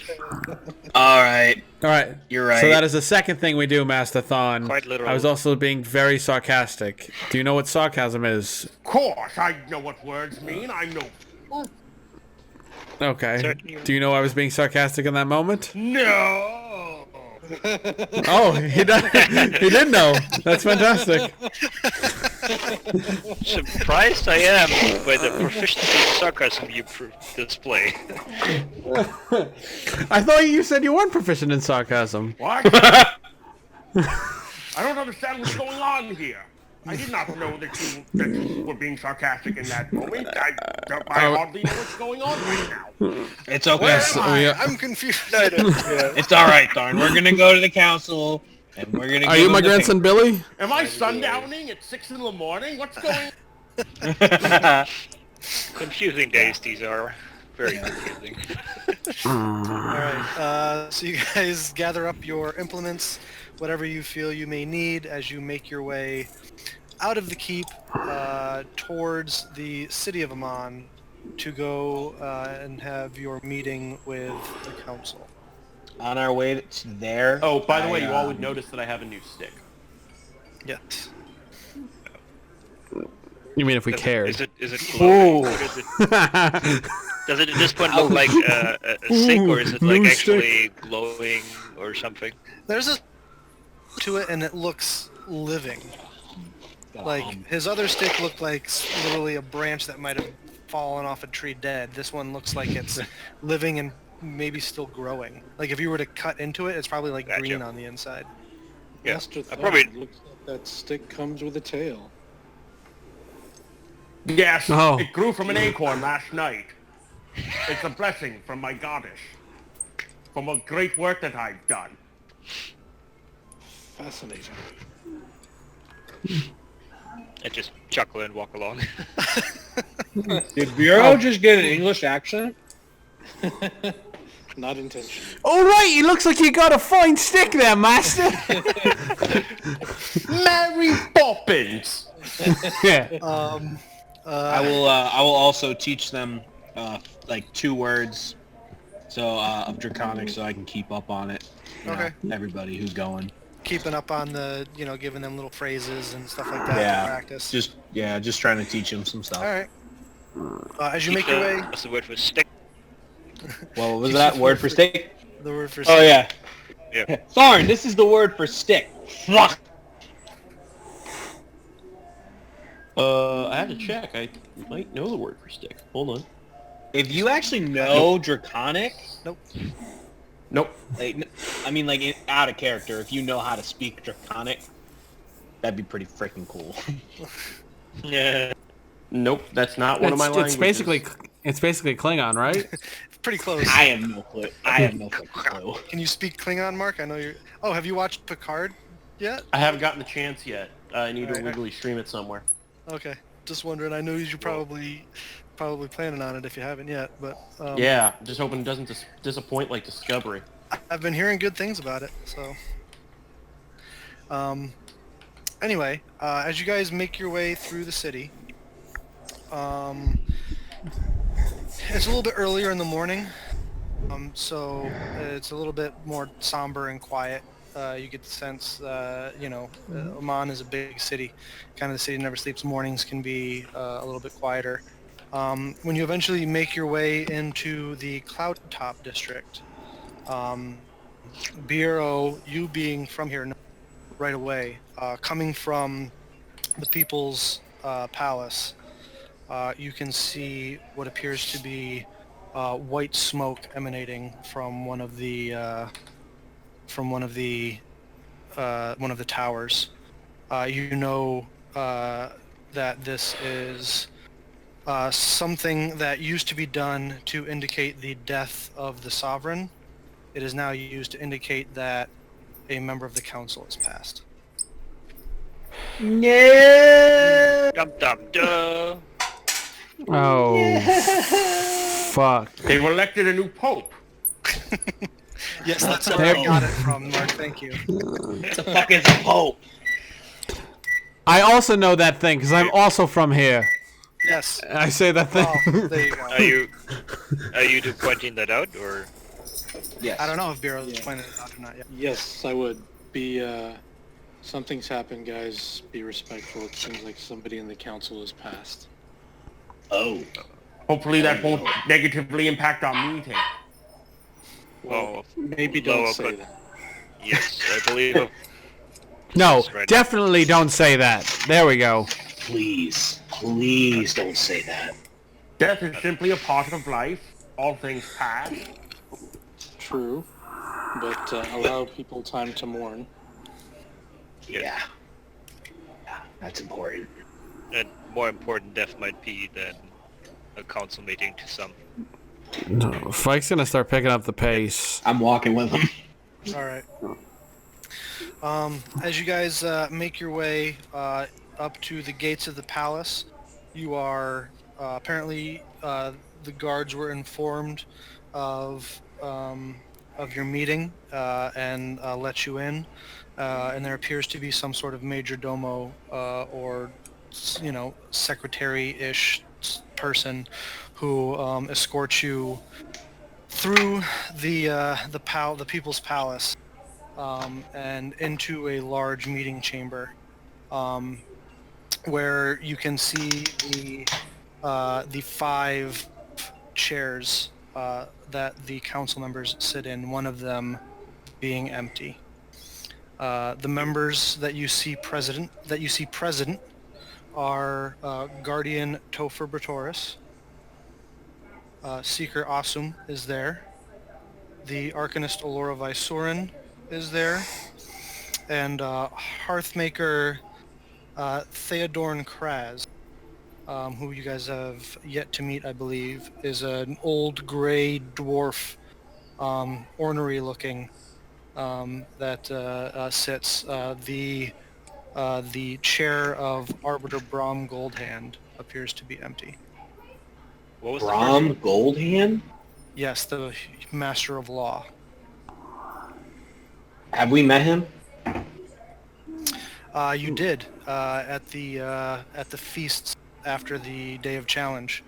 He was. Yeah. I think Shango had a good chat with him, didn't he? Yeah, Shango, you did have a good chat with him. Was he like I had a good super chat with him old? too, right? I believe you did as well. Yeah, he was quite a bit older. It was hard to tell because he wore a mask. Oh, he was the burned guy. Yes. Okay, now I understand why he'd be dead. That makes sense. She blanked. I am not sure. Who was the first guy that you said that's there? The first woman. First woman. Sorry. Yeah, Dragonborn. She's actually a Topher. Ravenite, but Guardian Topher Bratoris, blue-scaled Dragonborn. Oh, Have you met her? Missing her. Yes, missing her left arm from the elbow down. Apparently, I just don't remember. I go to anything shake her today. hand. She does because she still has her right hand. I don't shake her hand. They're sitting on a dais. But as you guys are brought in, there is almost an echo to your footsteps as you come in. There is solemn faces on the 4 that are there. As you come in, you see Allura kind of force a smile. And as you come in, she says, "You will apologize. We apologize in advance, as I'm sure you saw the white smoke rising. We do not have a great deal of time this morning. There are other things we must see to. But as promised, you have news from us, for us from course. Yes. the Fendon Pass." Yes, the issue in the Offended Pass has been properly resolved. Your Daxio has, we have dealt with, we have aided the Giants in their hunt. The hunt has been successful. They are moving out, and there was a negotiation made between the Stone Shaper and your Daxio, and it is all written out here, and I believe you are to sign off on it so that there may be peace between the large peoples and your peoples moving through the pass. And I walk up and I put the paper on the table. You see, I do a golf clap for Tharn. Also, I understand that one of you has died. That is unfortunate. My golf clap retracts. There it is. Yes, and she reaches out and grabs the scroll and says, "Unfortunately, it seems, as the man who would most likely be the one who has expertise in dealing with such matters is the one who has passed.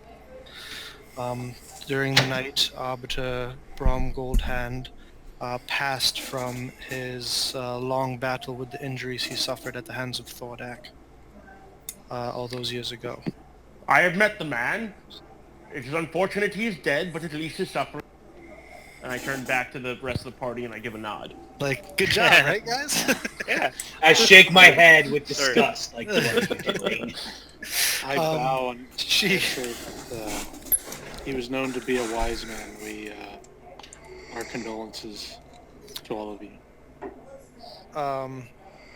The person you guys haven't spoken with before, the Hearthmaker, Theodorn Kraz, whom Biero and Fike you only know through reputation as a rather ornery, especially if he hasn't had a drink. Theodon rose to prominence after years of assisting the council in larger construction jobs.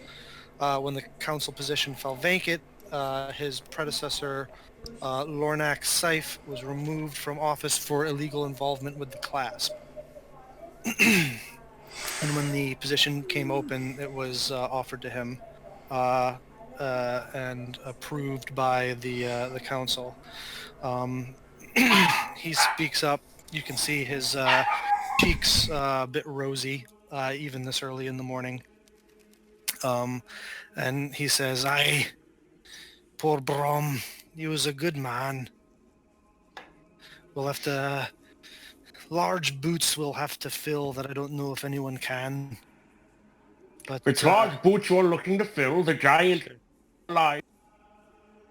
It was more of a figure of speech, Master Thorn, was it? But I appreciate your input."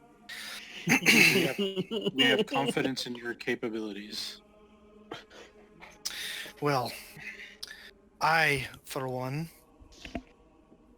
know who I'd like to have fill the position, if I can get the rest of the council to agree. Allura kind of turns and looks at him with a bit of a glare, and Seeker Asum speaks up and says, "Fortunately, Hearthmaker, that is not a discussion for now. That is another matter to discuss at another time. Let us try to stick to the task at hand." Yes. As, Assume, I believe we are supposed to get on a boat and leave now. Anyway,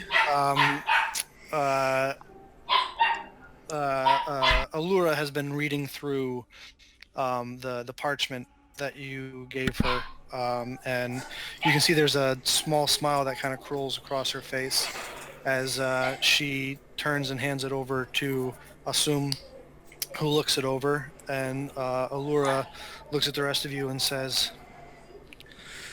I have to be honest with you, I'm rather impressed. I did not expect all of you to deal with this issue so quickly and efficiently, and even beyond that, go above what was asked and broker some sort of an, I'll admit, tenuous, as it is, alliance between the soldiers at Daxio and the Giants. But as far as I can see, there is nothing here that I don't believe the Council can't sign off on. Our thanks to your grace. Help where we can, we do, for the better of Tal'Darai and the people of it. Hopefully For the now better of the Giants was why it was done, though it is good that your people are also going to benefit from their friendship, and hopefully this will stop your rampant murder of them. The people of Tal'Darai, the Giants are too. Yes, sure. Why not? Giant lives matter. All lives matter. Oh boy. Oh God. Okay. There goes all our sponsors, guys. That's sponsored. Huh? Laura We're says, sponsored by Old Camp. well, regardless of why you went about this task, I'm glad that it has turned out the way that it has. The letter gets passed over to Guardian Topher as she kind of looks it over. As the strong silent type doesn't tend to speak unless she feels something needs to be said. She looks it over, signs off on it, and lastly it's handed over to the Hearthmaker, who kind of blindly signs it without reading it. Asum pipes up and says, well, this is much appreciated. As I have discussed with the council, we feel that the task that was provided does not deserve to go unrewarded. And he kind of knocks the arm of his chair as a pair of guards come in holding a relatively a chest, and they set it down on the table in front of you and open it, and it appears to be filled with gold coins as they return back to their posts. As thanks for the task that you've performed for both the Giants, and he looks at Tharn and looks back at the rest of you and says, and the people of Tal'Darai, we believed that a sum of 2,500 gold pieces was at least a small bit towards the thanks that we could give. The peace brokered is reward in and of itself. Very well. If you prefer, we can put it back in the treasury. No, that just means that he forfeits his share. That's fine. Yes, Thank you no, very much. Absolutely. Thank you very much for your kind generosity. We're glad that we were able to help you. Excellent. Now, on to business that we spoke of together at the keep. Grayskull. Right. You intend to hit the seas and go after these bandits that have been plundering our trade routes? Aye, aye. Yes, we will do our best to help as we can. It is much appreciated. Yes. Tharn looks at the rest of the party like, that's Seeker what we're turns doing. and looks Sure. at you, Tharn, and says, I mean, they must be stopped. They are littering the bottom of the ocean with these ships. Nice. Destroying coral beds? Oh, I can Yes, only imagine. Spreading waste across the Wild Mother's watery terrain? That cannot be accepted. I wholeheartedly agree. I'm glad that you will be putting a stop to it. Yes, I most certainly will. I love Seeker Awesome so much. Yeah. I do my best in the background to stifle a chuckle back up. Nice. I kind of like put my hands together and back away just a little bit and just go thank you with my mouth to Seeker Asum. Fike is just deadpan, just like I've heard it all already. I've heard it all. I'm good. Well, we appreciate your assistance in this as well, Master Thorn. You are becoming quite the friend to the Council in the deeds that you are performing. Anyway, as we spoke of, I did use what connections I have down at the docks to procure transport for you. Someone, apparently it appears that you may be familiar with. The captain of the North Beacon, a Nadine Sherman. No. Captain Miss Nadine! Sherman. Oh, must have thought you have not Her had name the does not pleasure of sound her familiar to me. acquaintance. Yes, you have not had the pleasure of her acquaintance. She has did us in our sea voyages before. Oh, well, You know, that's Good. what I... if it's someone you know and trust, then all the better. But what was it? Year and a half back, I believe she is. I think it was more than that. Yeah, Guys, she was. that was our first actual class. Certainly. Well, arrangements have been made. We have secured the ship for as long as you shall need it, and the supplies have been already put aboard. And the captain assures me that she is ready to set sail whenever it is you are. Now, I would admit there is no rush for you to head down to the port and leave today. However, the faster you can deal with this problem, the better. We'll go at once. We are ready to leave now. Which way to the port? No, we Whoa, whoa, whoa, hey, whoa, Darn. There's some things we need to take care of. There is something we do need to speak of. Is there a... You said a list, right? Like a list of missing items that is to retrieve. I mean, like I had told Seeker Asum, and which I'm pretty sure he had spoken to all of you. If he hadn't, I'm about to do Allura something pipes stupid. up and says, yes, he filled us all in on the conversation that you had. Oh, good. This isn't gonna be awkward then. So I'm able to see in on him, which you know what it is. You know what to do. You know what it is. I am familiar with divination magic, yes. So I cast calm emotions on Nox. oh, I feel a lot better. Okay. I Anyways, Don't dabble panic. in the arcane myself, she says. I too am Well, familiar I'll with just take divination that. magics. Dabble. I'll just take that spell slot off. All of So, us familiar with divination magics? Somewhat. The point this is not, I believe. no. Anyway, Nox, as she was saying. Right. So I saw him go into a cave in a little dinghy. So he wasn't on the big boat. The small boat brought him into this place, and it was really weird. It was a cavern, and it looked like, and I explained the best I can to geologically what it looked like. And then he got on the shore, and he just started bringing all of these pieces of gold and throwing it on this sandy beach or this breach. I don't know. I couldn't really tell, but I saw him, and when he was done, and he answered, and he basically said, here's our tribute. We'll come back. I don't know what it was, but he's working for somebody. An offering, it appears to be. Well, I am afraid that doesn't narrow down your search much, Allura says, and the Seeker pipes up and says, yes, there must be a countless number of seaside caves up and down the Lucidian coast.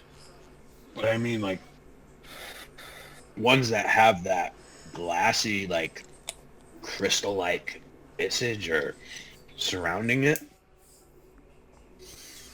I mean, that was pretty prominent. It was kind of hard to miss. That I cannot speak on, unfortunately.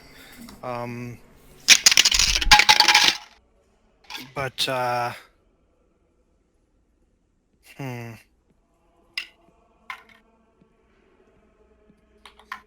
mean, if maybe there's something in the Lyceum that we can go and look at before we leave, and there's got to be something, you know. I mean, Perhaps there is, Allura says. I will send word to the headmaster that you are to be given full access to the libraries and records and cartography records to see what it is you might be able to find before you leave, should you wish. My face lights up like a kid in a candy store. I appreciate the gesture of that. Thank you very much. We will take full access of that. Unfortunately, I'm not very used to traveling on the sea myself. I have a more speedy means of travel at my disposal, most usually.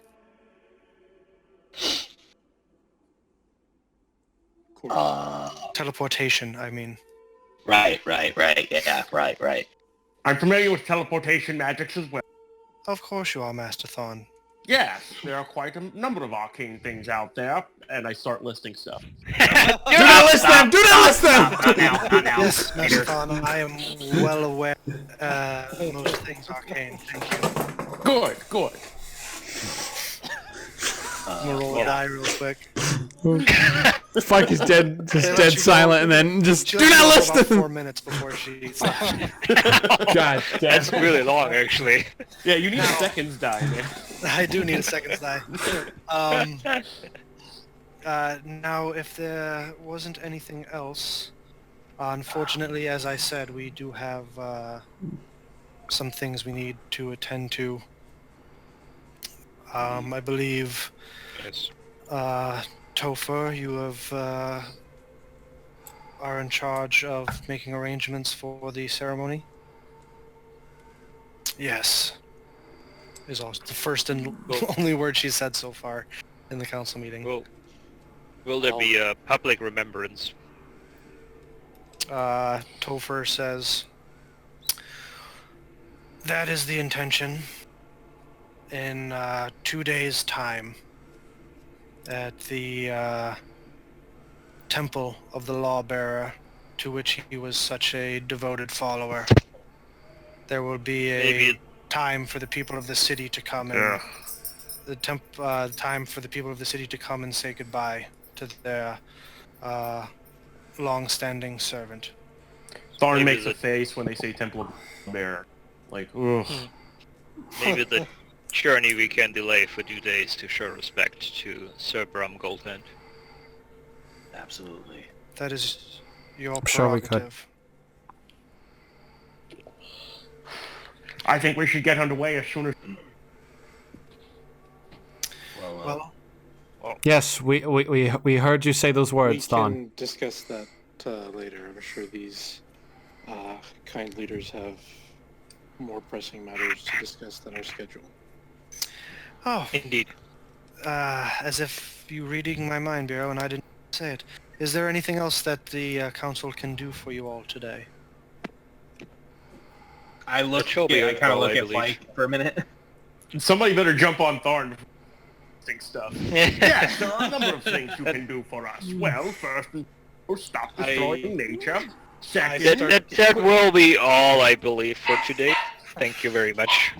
Thank you very much. As the councils, the 3 of the members of the council stand up out of their chairs. You see out of Theodorn's chair, you hear a ding as some sort of goblet falls onto the stone floor. A man after my own heart. Day drinking. Breakfast beer.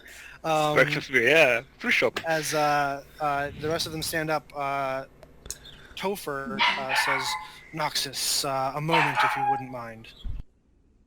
Yeah, absolutely.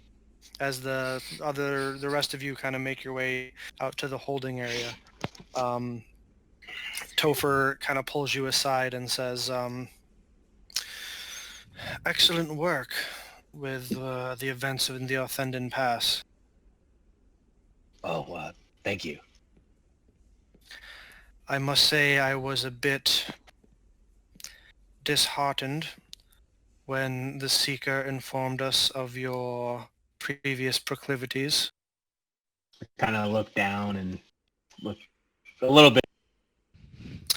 She, with her with her hand, she kind of reaches under your chin and lifts it up and says, "Those that follow the path of the Platinum Dragon hold their heads high, regardless of the past that they come from." And she kind of looks over her shoulder to where a tail would be. "I also noticed you didn't have one of these." And she reaches into a pouch and pulls out what appears to be a solid platinum holy symbol of Bahamut, and holds it Oh, out I thought it was towards going to be you. a Dragonborn tail. And holds it. And, Also, I noticed you didn't have one of these. It's a and tail. holds it out to you, and the eyes appear to be sapphires. Whoa. That's amazing. Thank you. Wear it with pride. No, absolutely, and I'll put it right on.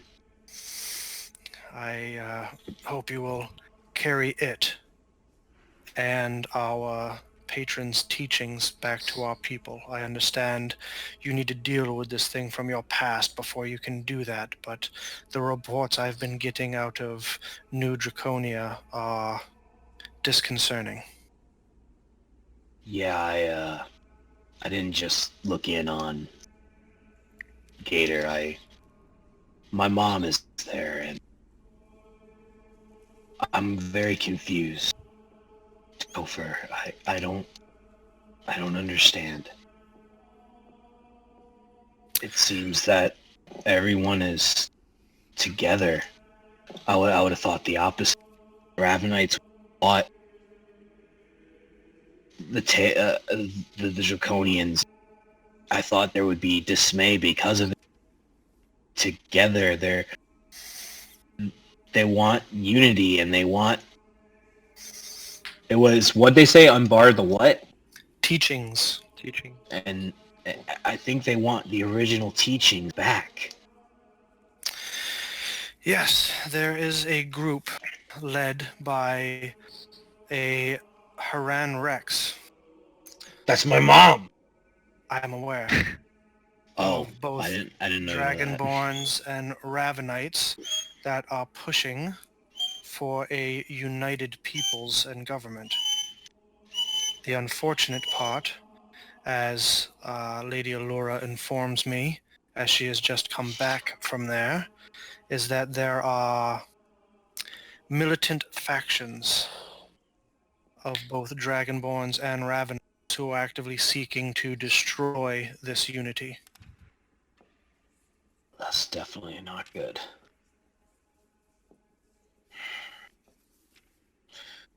How long do you think they have? I don't know. Demonstrations are daily outside of the council buildings, and acts of violence are increasing.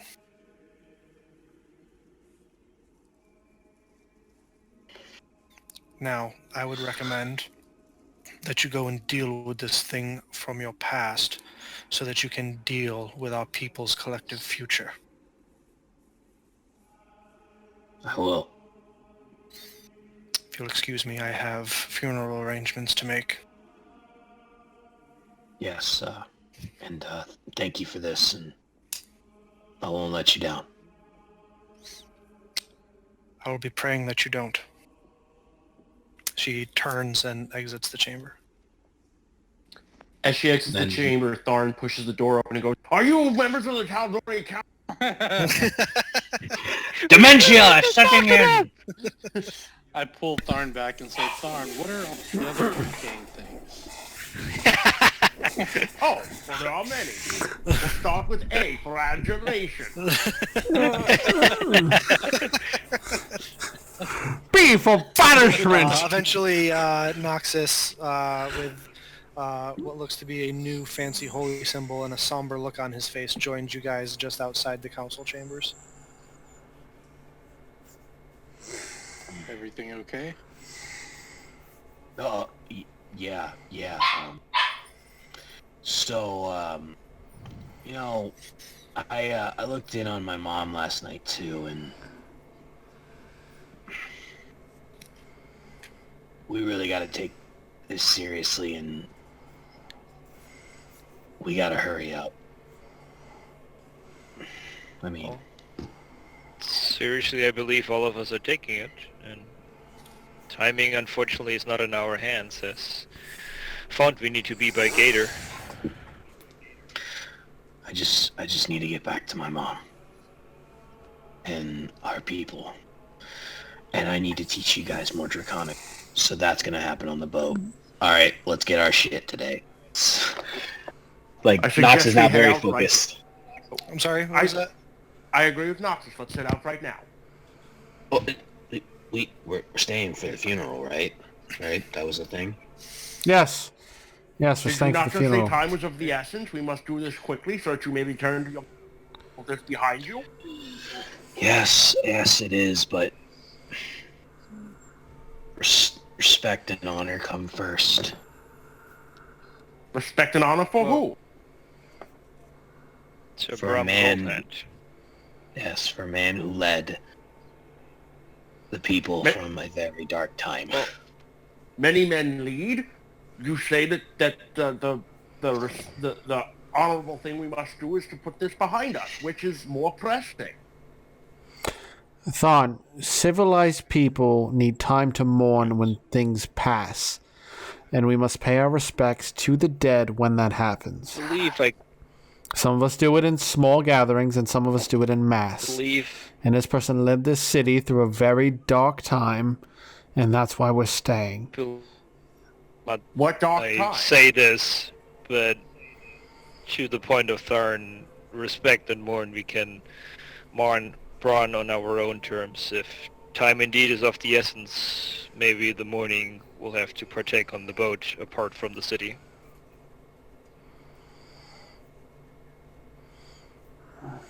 I assume you guys are walking and talking.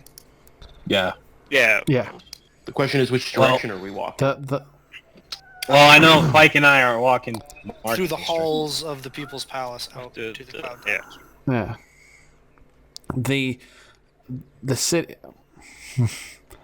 Yes. The city was attacked by a dragon Yes, many I've years heard. ago. And he survived that and helped rally the people and bring them back together after the dragon's attack. That's quite honorable of him. Yeah. Right. So we are going to show our respects by attending a funeral. And that is necessary? Very. Yes. More necessary than Yes. dealing with this pressing issue with pirates killing people and helping Noxus save his mother and fix the problem and stopping the death and destruction upon the seas.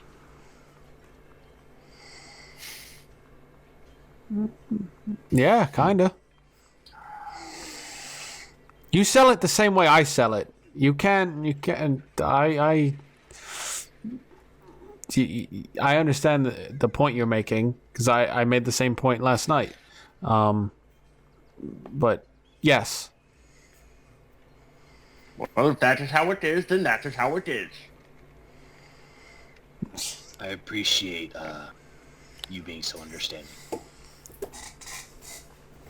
I know it's not easy to understand society. So, thank you. Your ways are strange to me. Well, I hope I get to teach you a few things, because where we're about to go, what you did in there... Yeah, Sorry. what you... I had to do it. I had to do it. I fought It had to be done. It had to be done. Okay. They beat you to it, Mark?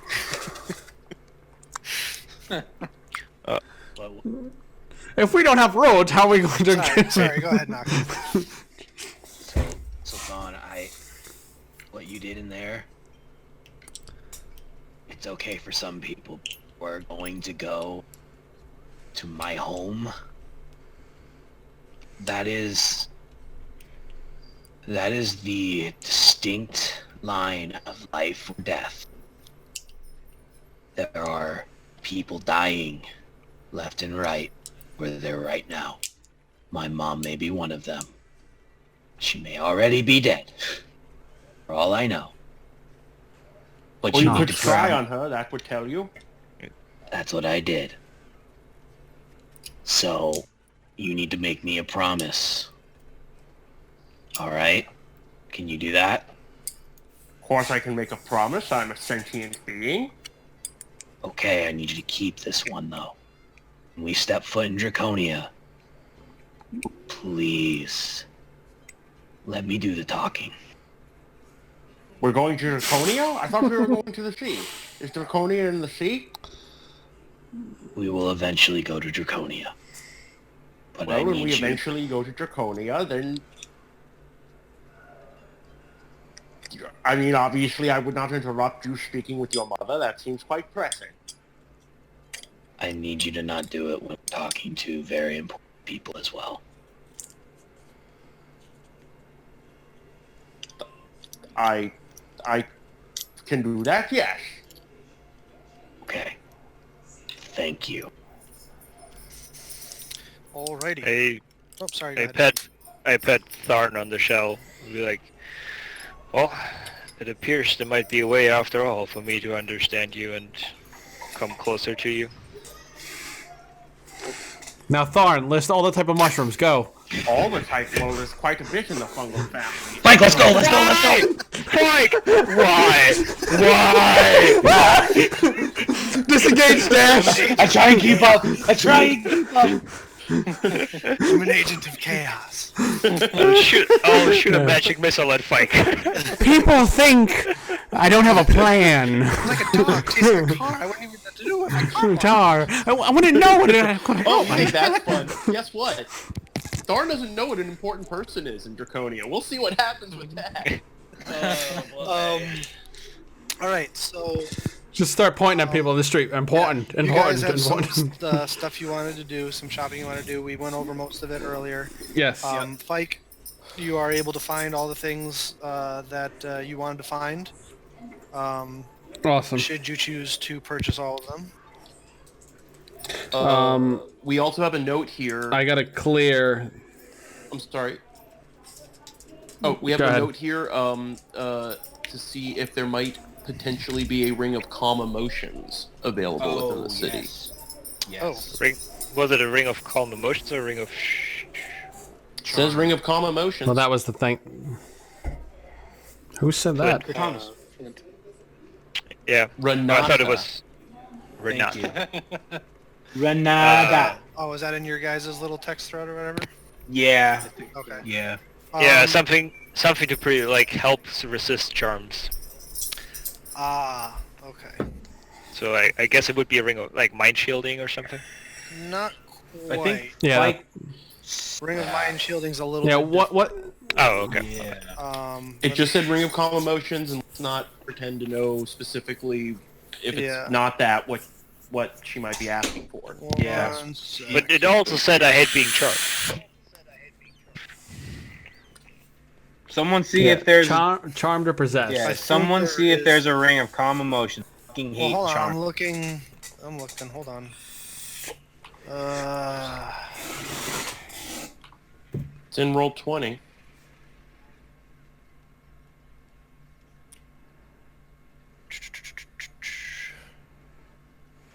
Some water.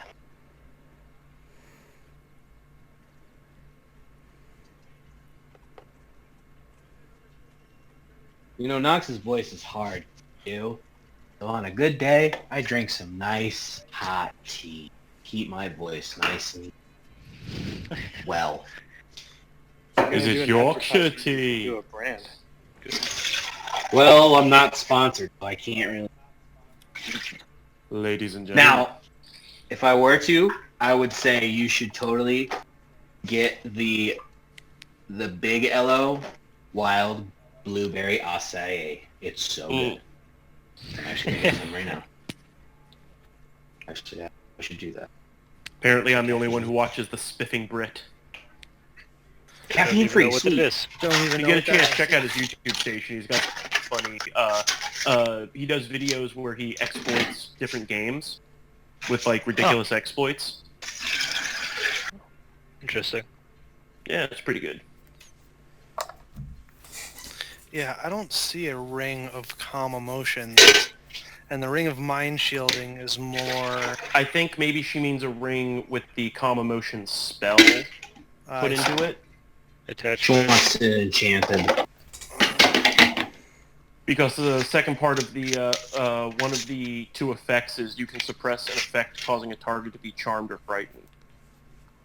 Okay. I think she wants to see if there's maybe a ring with the second level Spell calm emotions in it that can be expelled.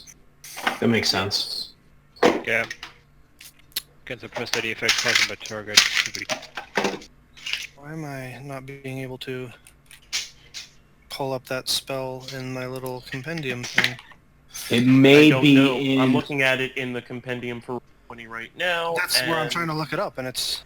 There is the link. Technology. Did you buy anything off of Roll20? Have you bought anything off? No. Yeah. Really? No. Well, I thought it was out of Xanathar. Not everything in. I mean, it might be. I have all on PDFs that people gave me for free. And you might be thinking D&D Beyond, Nox, where you like have the individual. Well, what I found with Roll20 so far is it's either in there or it's not. Yeah. No. You can buy some of the books. Like, they give you a basic level, and then you can go in and buy the player's hand. In Roll20 or in D&D Beyond? Yeah, in Roll20. D&D Beyond has all the books. Roll20 has most of the books. Yeah. Interesting. I don't think that would be too hard to find. I'd say it'd probably cost 1,500 gold pieces. And would require attunement. Sure, she has the gold for it. How about this? How about we say we pick it up and she can pull the money for it, and if she decides that that's not something, then we'll just. That's fine. Swap it back out. That's fine. Yep. Cool. Take it out of the party funds. All right. All right. I took the money out for my things already. All right, Just letting you guys know. Including the ring. No, not including the take ring. mine out. That was a price check. I was seeing what that was, what that would cost. Did anybody give me a share of the money, or did they just throw it in the bag? 25. Yeah, you have Nox's infinite money pocket attached to your shell. You just reach in it, and it goes right into Nox's purse, and you just pull it out. Oh, Thorn just carries his stuff on it. Yeah, it's fine because he's. And I don't mean this in a bad way. He's technically not a member of the party. He's a special guest. Not one of us. So One just of give him us. So just give him 500. So there was only 2,000 in Alright, 2001. So you get another 500 gold. You got 500 gold there, Thorn. Cool. So That you're gonna 2001. spend What on did you spend? Rats on a Pike? stick. 127, something like that. Okay, so It was really cheap, mostly, except for the hand crossbow mine's that a I little bought. expensive. And then minus 5. Yeah. So this is over the course of the next couple days. You guys all are going. Yeah. You said Gilmos is pretty able to find a ring of water walking.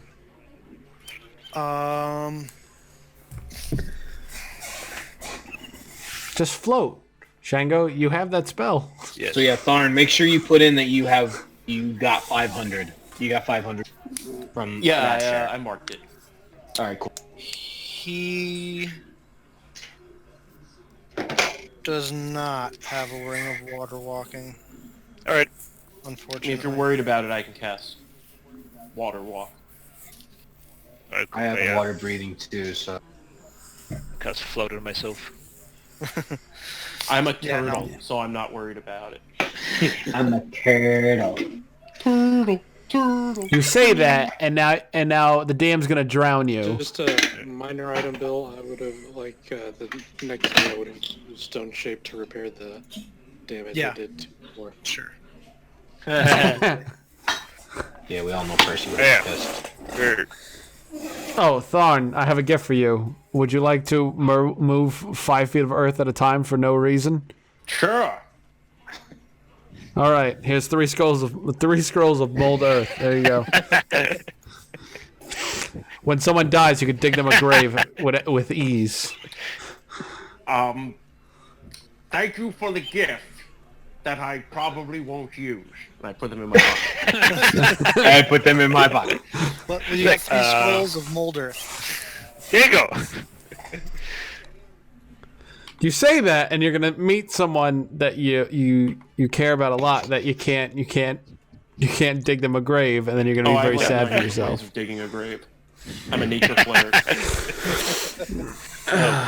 All right. Well, then I'll pick one off your corpse and dig Hey, did we yours. get wood for? Did we get wood for Renata? Oh no, I wanted that interaction with Bill. I want to tell him I wanted wood. Oh boy. I'm looking for a hardwood and a softwood. Find a salesman who sells timber, and he happily sells you the wood.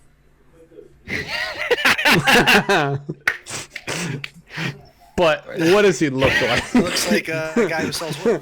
No. I want to talk down the price of this wood. Hold on. It's 1 gold. Would you take 8 silver? No. Nope. He's a hard negotiator. He's a hard negotiator. People behind you willing to buy this wood. I don't need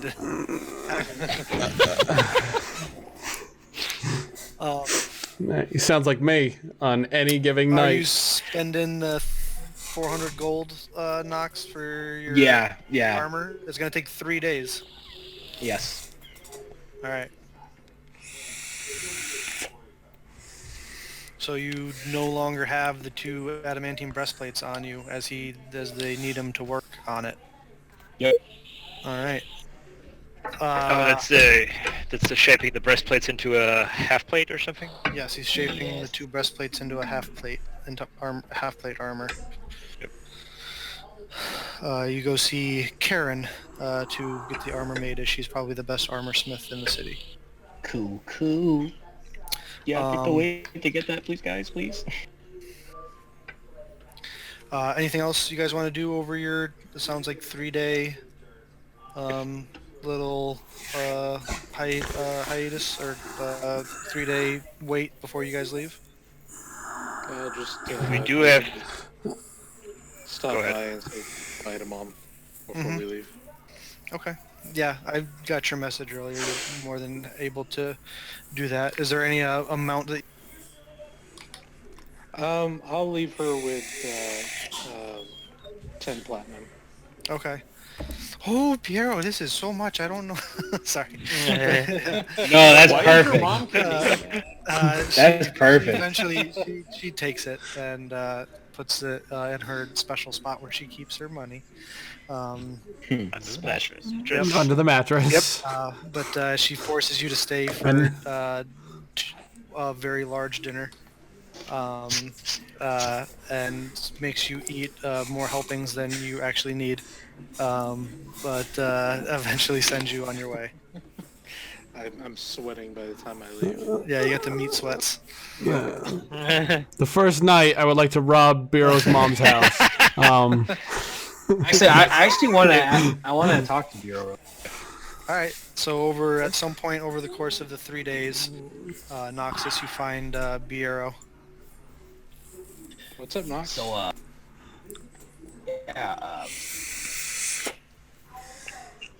I met his mom, right? I've seen his mom. Okay. May have seen her in the crowd, I suppose, at the. Okay. But I don't know that he would have known to look for her, so Oh, good point. you've never really talked about her. So, Bureau, are you like an only child? Do you have any family here? Like, I know you said you're from here. Like, Yeah, my mom's well, not quite as busy as she used to be due to her age, but she's a tailor in town. I spent my childhood here, or most of it.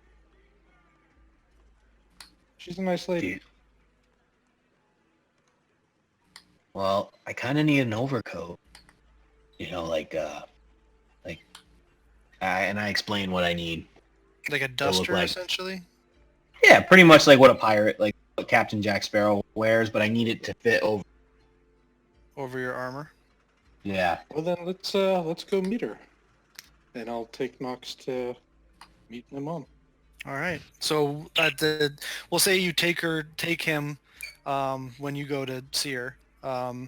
And as you come in, Nox, you see a older human woman, probably in her late 60s, with a couple of those like mannequins with clothes on them in the corner of the room that look like they're being worked on. They have like all sorts of pins in them and stuff.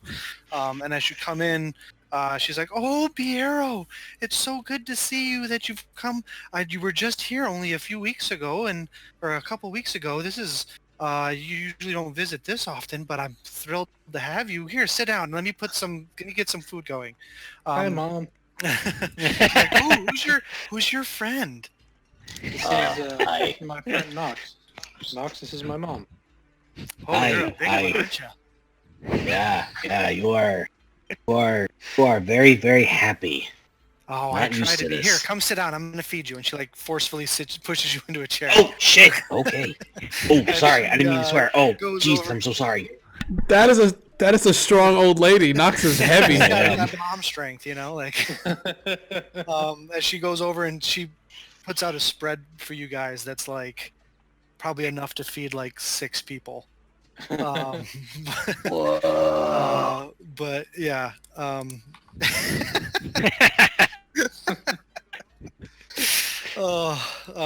Bureau, tell me I can never leave. Tell me I can stay here. Oh, I like this one, Biro. Is he one of those people that you go on your missions with? Yeah, he and several others lately.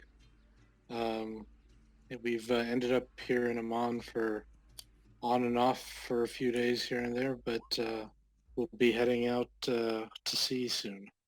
So wanted to Oh. stop by. Out And to Nox sea. needs a duster. Oh, really? Oh, yeah. He told me you're a tailor, and I explained to her what I need and how I need it. She goes and gets like a piece of parchment and kind of starts sketching. I tell her what I need and how I need it. And she starts kind of sketching out what you're describing, and eventually turns it around and shows it to you, and it's pretty, almost exactly it seems like exactly what you're looking for. Yeah, that's perfect. Oh, I mean, I could throw something like that together for you in a couple of days.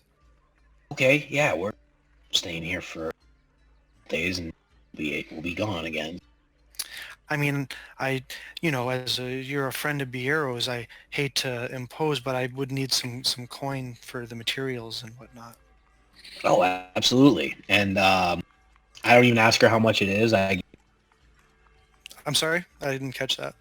I give her 5 platinum. I don't even ask how much. Oh, Biero, apparently some very well-to-do friends you're making. Our adventures have been profitable lately. That's good to hear. I didn't know that the council paid so well. They did today, or yesterday, or whenever that was. We'll say it was earlier today. Very good. Give me a couple of days. I should be able to throw something together for you. That is excellent. Alrighty. You guys hang out for another hour or so. She makes you eat like 2 or 3 more times before she lets you leave, Nox. But yeah, you feel you got a nice little food baby going in your tummy. And she not only that, but she sends you home with some ye old Tupperware full of. I put it in the bag of holding. Yeah. There's just a Make sure jug to of mark it. sauce. Yeah. It's a giant. It doesn't even go on any of the other food that she gave him. It's just a jug of sauce. It's just random. Make sure to mark it. But as we're walking home, Mhm. so Beer, I don't mean to pry or anything much about you. I couldn't help but notice it's just your mom. Yeah. Well, you can probably tell that I'm not full-blooded human. No, what would have given that away? My father, a noble in Singorn, and he and my mother had a relationship, and then he went back. And as I grew older, I spent some time with him. Right. He's not so bad, it turns out. Well, that's good. I don't know. I just didn't see him. So, It was, that was why when the Conclave attacked, I didn't happen to be here. Unfortunately, my mom's shop was destroyed, and she's not living quite as comfortably as she used to, so I try to send some money back to her whenever I get paid.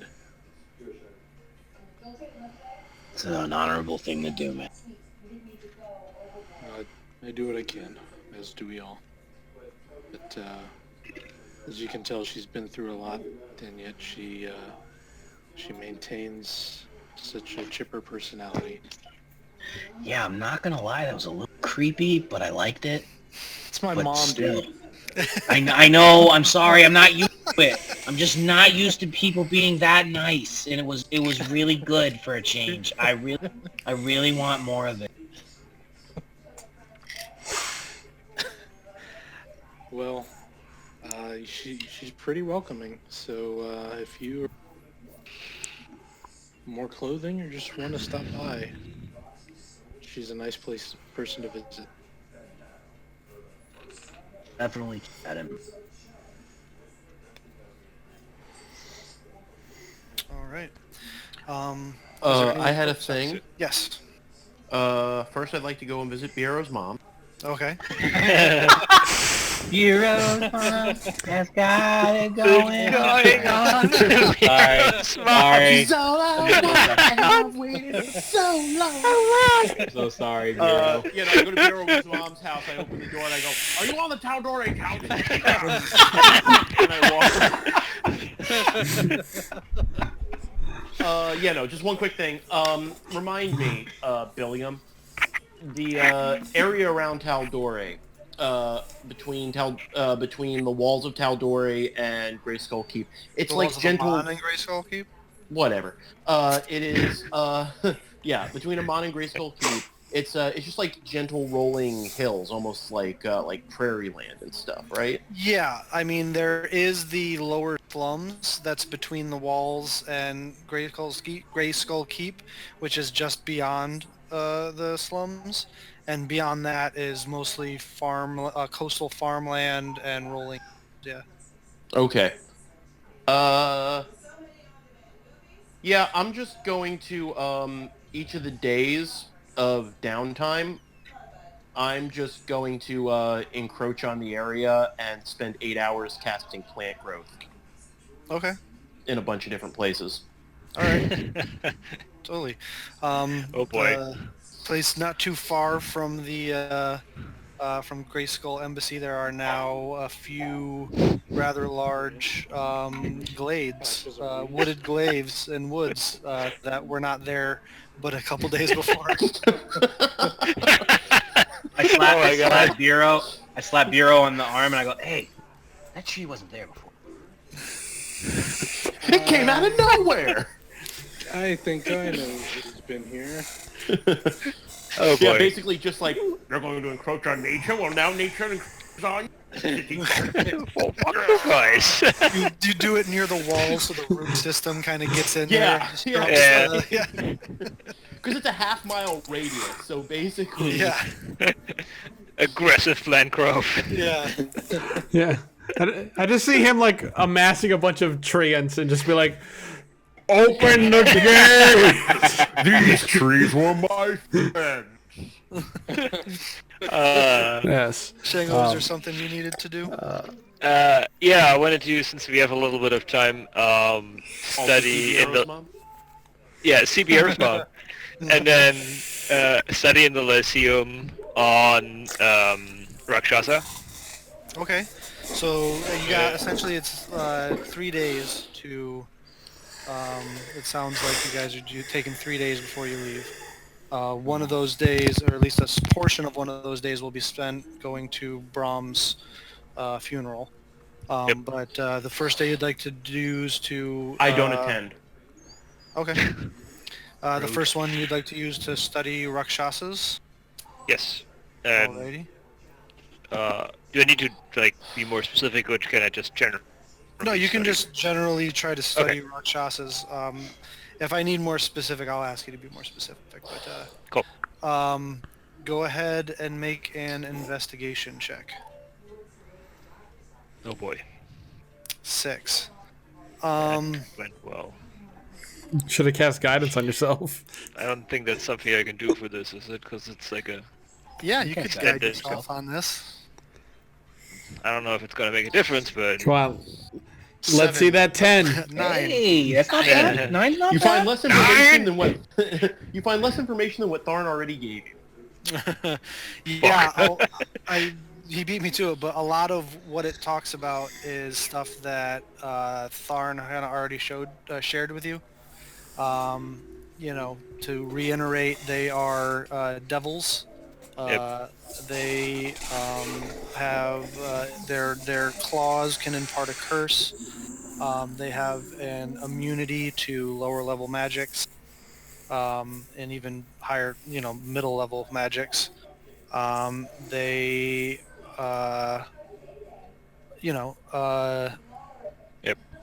they come from the Nine Hells.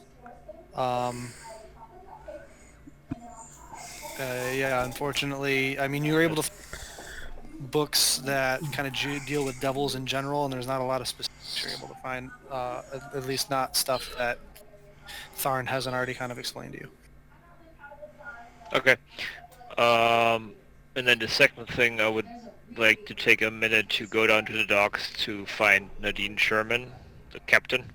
Okay. And just kind of check in with her, going thus. And I don't know if anybody wants to join me. Of course, they're welcome to.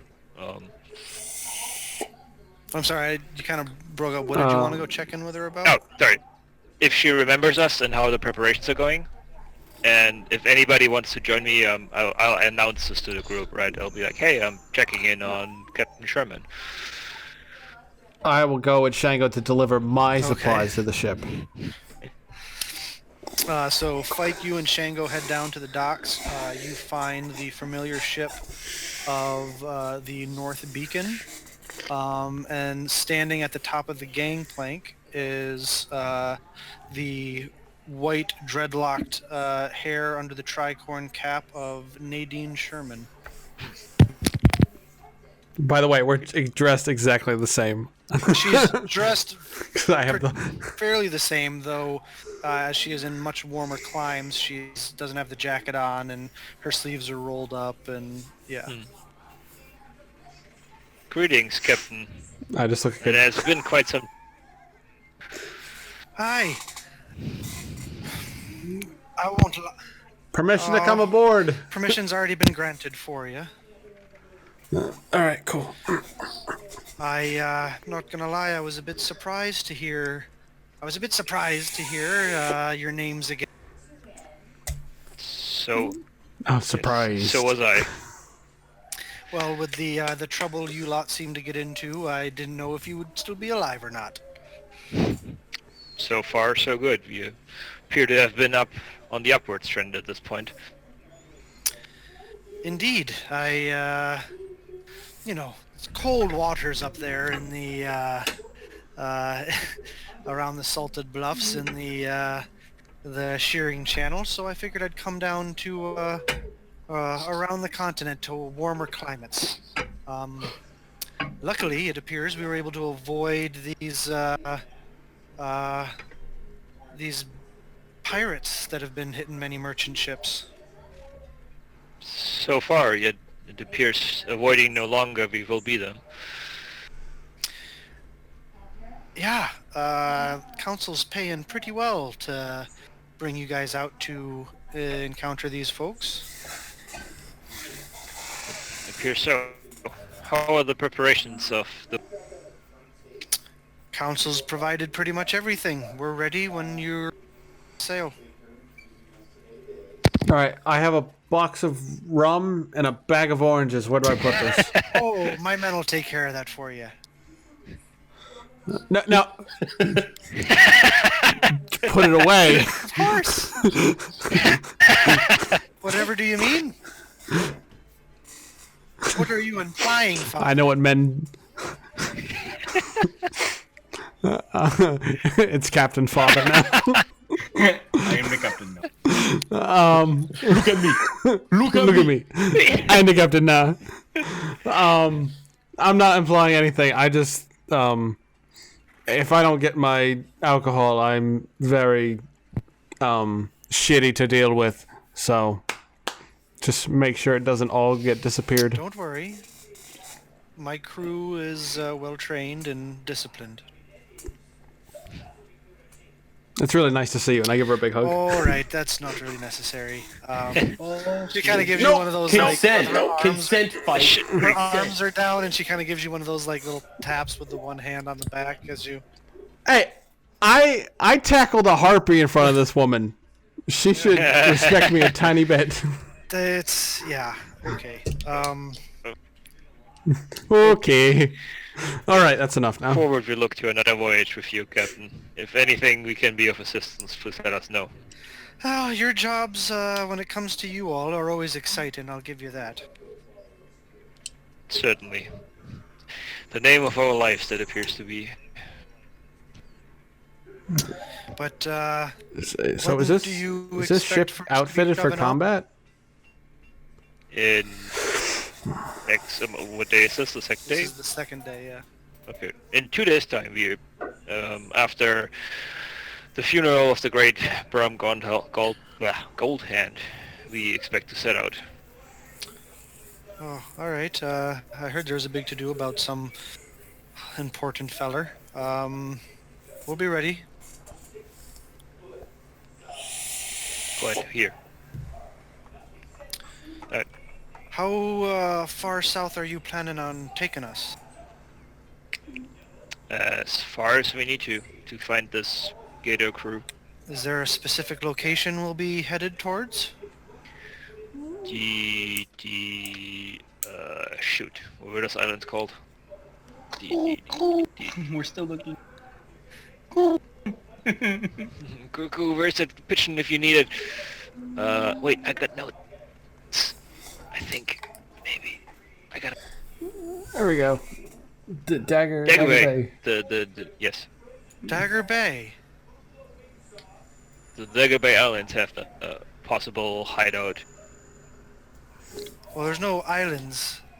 I mean, there are a small island chain on the outside of Dagger Bay. You understand that there's a reason that they call the reefs around there the Sunder Reefs, don't you? Of that name, I did. Because any ship that doesn't have an experienced enough crew that tries to go sailing through there, their ship is sundered. Yet your crew is not. Well trained, and that's why the council's paying you lots and lots of gold. Lots and lots. She kind of sighs, almost like, hi. However, Dagger Bay wasn't mentioned. Would you like a fork so you could eat those words real quick? For chopsticks. Well, I love you. presumption that is at this point. Unfortunately, the destination of our journey we do not know. You really think that this Hopefully- crew is sailing out of the ruins of Onua? The chances are there. But I guess I have not. They must be highly accomplished sailors, if that's where they're making berth. That From our understanding, they are very accomplished. and the favor of the tides they might be harboring.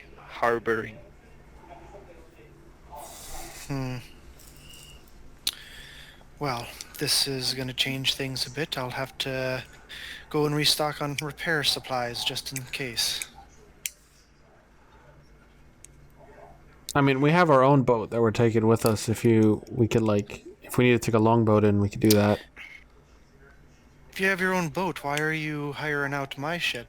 Don't get me wrong, I'm happy for the coin. I'm just curious. We're not experienced, and it's like in a box. It's only like this big, so it's magic. It's not. An experienced crew is what we're looking for. Well, you'll have that, at the very least. This ship is not outfitted for ship-to-ship combat, mind you. Such combat we hope to avoid. Yet, we cannot guarantee that avoid we can. If my ship gets sunk to the bottom of the sea, you're paying for a replacement. She kind of sticks her finger out. We have a replacement. Oh, so you're just saying like that your magic boat will be mine if I lose my ship. I appreciate you saying that. I agree. You just gave away my fucking boat! Only if hers Like, gets sunk. Fuck, what just happened? I will fucking kill you! Huh? Anyway, Sherman. Not Sherman. Sherman. I like that you guys lied right to her face. Oh, Good, yeah, I didn't have to. We're really hoping for no ship-to-ship combat. Wasn't the whole point to take a merchant ship that we got? I didn't lie. I didn't say anything. I hope for no combat. That was the truth. I'm saying that there might be combat, but I hope for none. She calls her first mate over and puts a sack of coin in his hand and says, and instructs him to go get some more repair supplies in case it might be needed. We might be heading into some reefs. And he scuttles down the gangplank and heads off into the harbor district. Because he's a pirate. All right. I think I'm done here. I think I've taken enough of the captain's time. 2 days. Indeed. Alrighty. Sure. See, she goes back to instructing her crew to take the supplies you brought down into the hold. All my fucking rum is gonna be gone. I say that out loud. More rum we can buy. Have faith, Father. No. I trust God. I do not trust temptation, not whatsoever. It's very good rum. Alrighty. You guys leave the docks district to head back into the city. Is there any other last minute stuff you guys would like to do? Can I start working on a project in the room? The workshop? Yeah. What project would you like to work on? I would like to make a wrist-mounted retractable crossbow. You want to use the hand crossbow you bought to make like a wrist-mounted crossbow type thing? Yes. Alrighty. Do you have tinker tools? Are you proficient Yes, I with them? do. Yes, I am. Percy trained me on my first That's right. downtime. You can go ahead and make a tinker check with a dexterity tinker check. Normal tinker check. 12. You succeed in constructing the thing that you want. However, you end up having to go and purchase another hand crossbow because the first one breaks, and it takes you the rest of your downtime. So you have to go spend another 75 gold. But you are able to construct the device that you are attempting to make. Cool. Thank you. Any other research you wanted to do, Shango? I'd like to help him research like the thing I described to him and the council to see if find any areas that resemble what I saw. Okay. So you go to Shango and ask for his help in doing some research? Yes, I do. Alrighty. I'll go So you with guys, you guys go back to the Lyceum. You are let in as you now have free reign to come and go as you please. Both of you can make an investigation check, or one of you can give the other one advantage. I'll give him advantage. And guidance. All right. it. Yeah, come on. You have a guidance. There it is. 16. 16 total. All right. You guys head into the cartography section of the Lyceum and start pulling out all kinds of maps and geological surveys and things like that. The strange thing is that you go through every geological survey and coastal map that you can find, and though there are dozens, if not hundreds, of cave systems up and down the rocky coasts of the Blade Shimmer shoreline, none of them seem to fit the description of this crystalline cave. Hmm.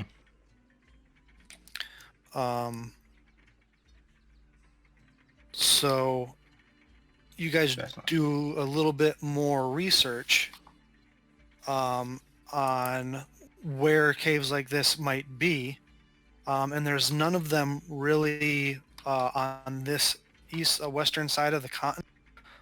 There are some on the eastern side of the continent, in the Kermont Bay, which is all the way over here.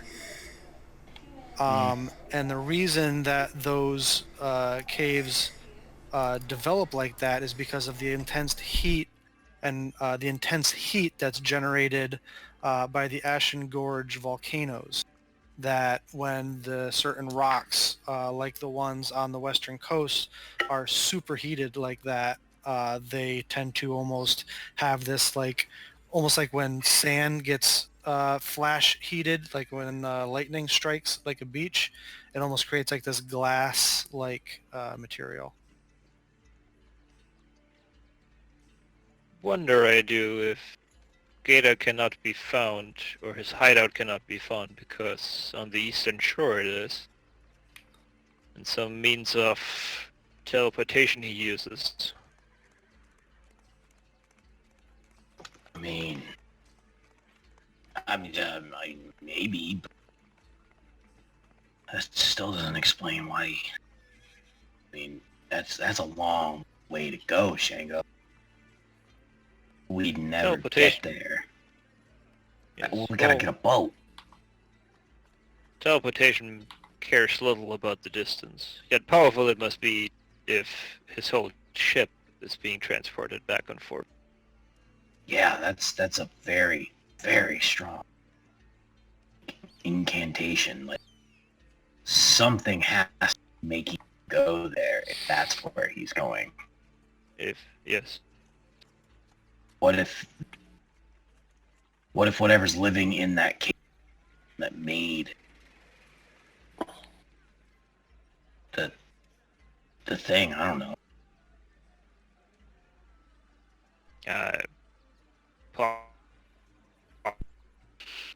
What'd you say? Understand I do not. Possible it is.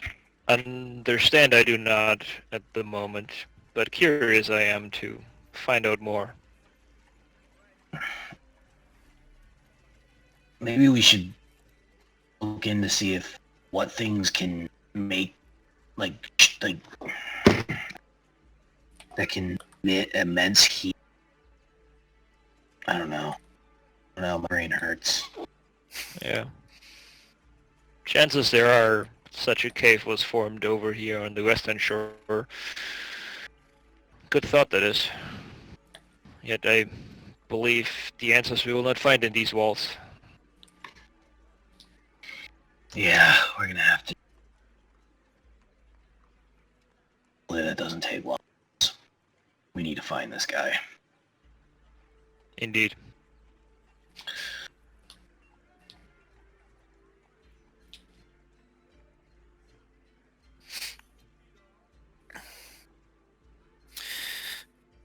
Tharn has a suggestion for you.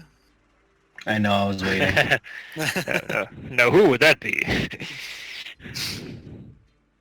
So in a very just standard moment, Mhm. wait a minute. Okay, Shango, this may be a really drastic and radical idea, but just track with me, all right? Why don't we... I can't believe I'm going to say this. Why don't we ask...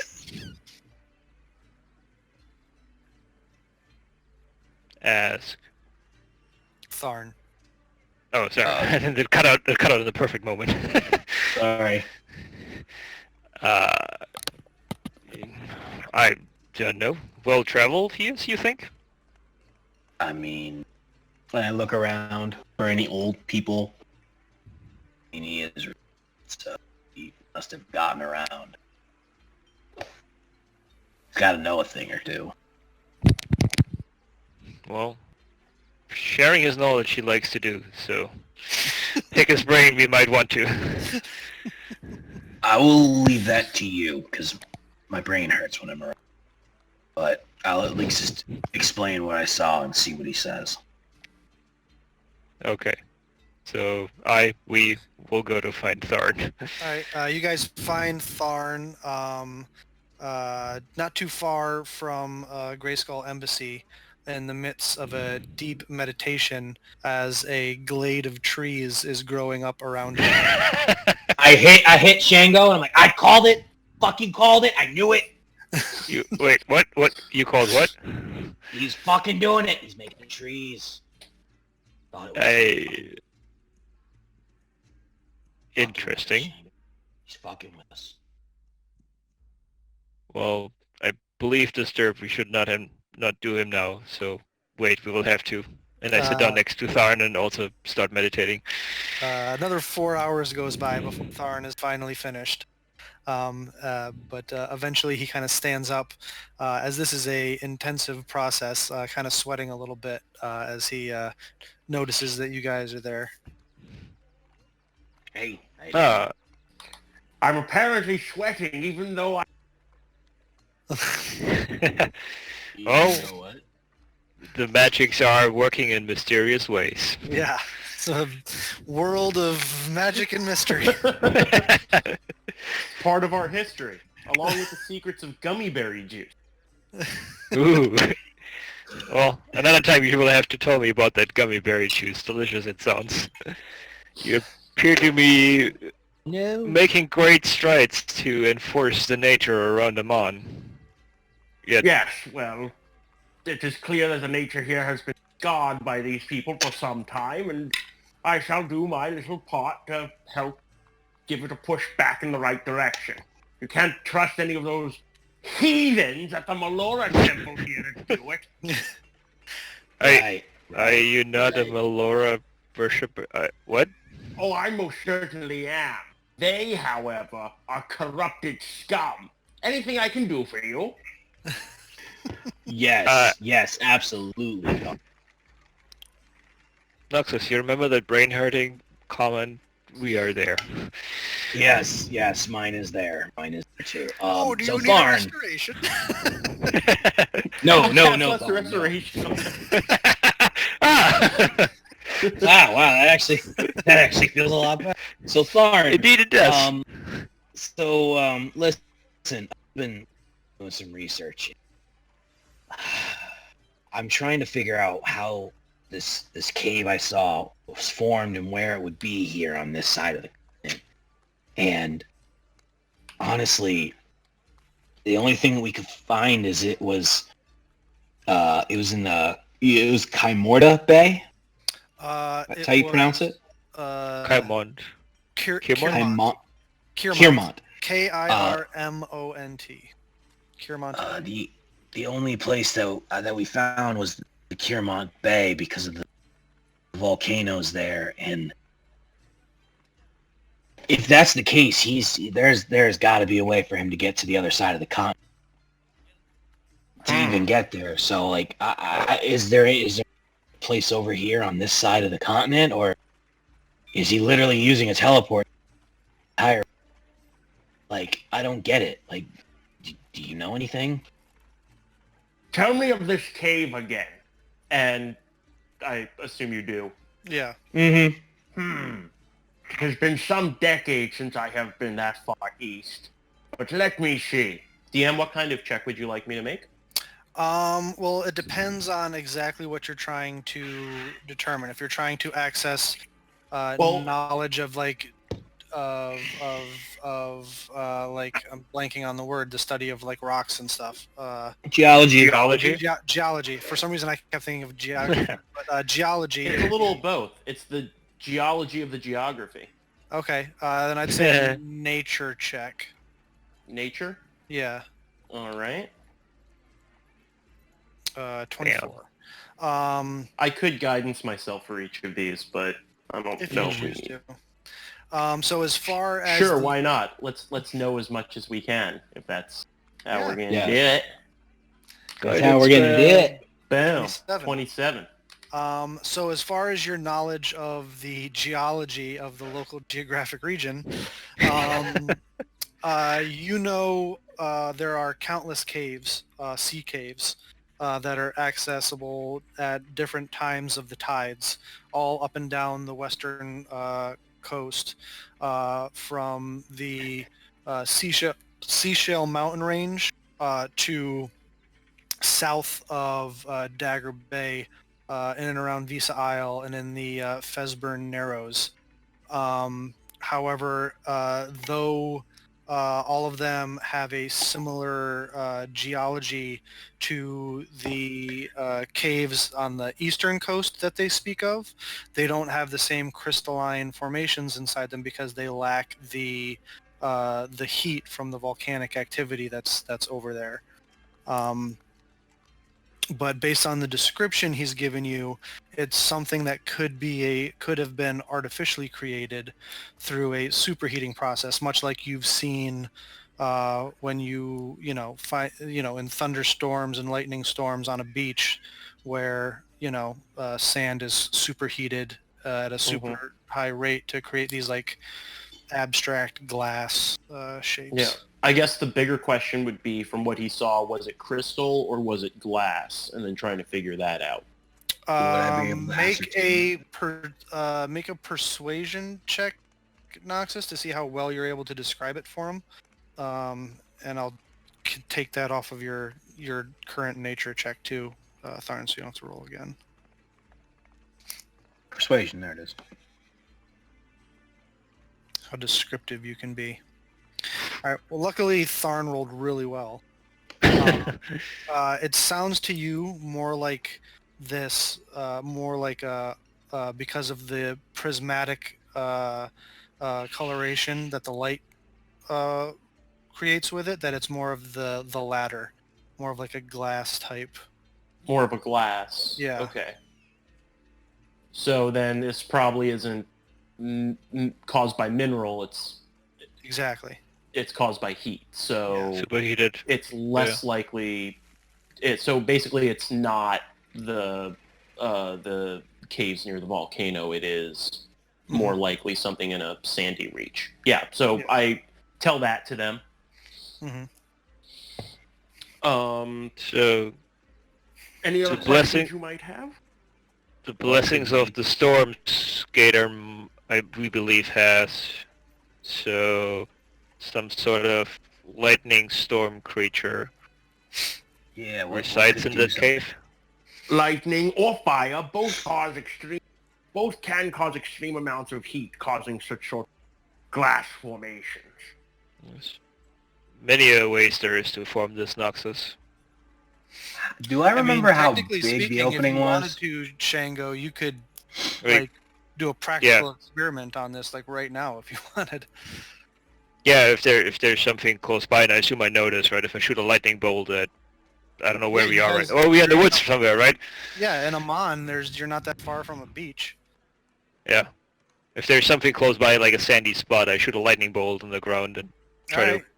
yeah, you unleash a lightning bolt onto a spot of sand, and as you go over and you pull out the this looks exactly like what you saw, Noxus, except it was flat against a wall, almost like the cave was created in this fashion.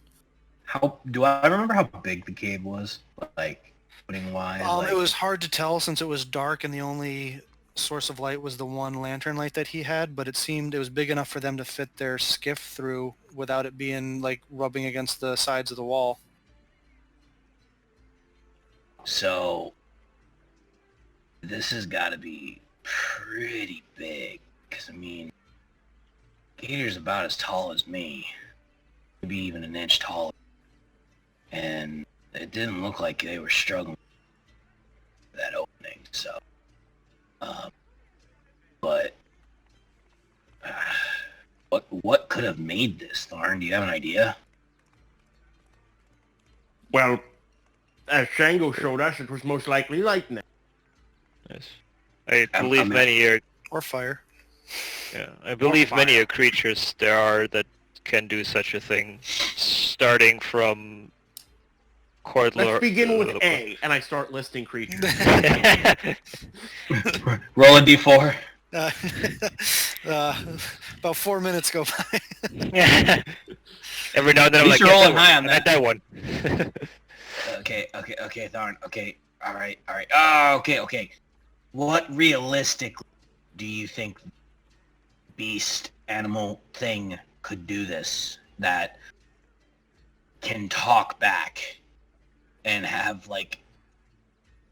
Because he talked to it, so it can understand him. It probably speaks back, or at least has a capable mind. What do you think this would be? Do you want Mark to use his intelligence, or do you want Tharn to roll an intelligence? Roll an intelligence check. Whatever the DM wants you to. Are you going to guidance yourself? Sure. Guidance, spam.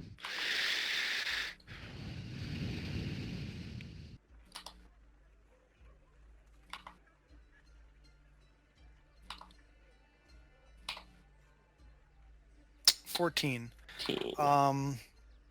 There are several creatures that this could pertain to, especially those that enjoy coastal areas.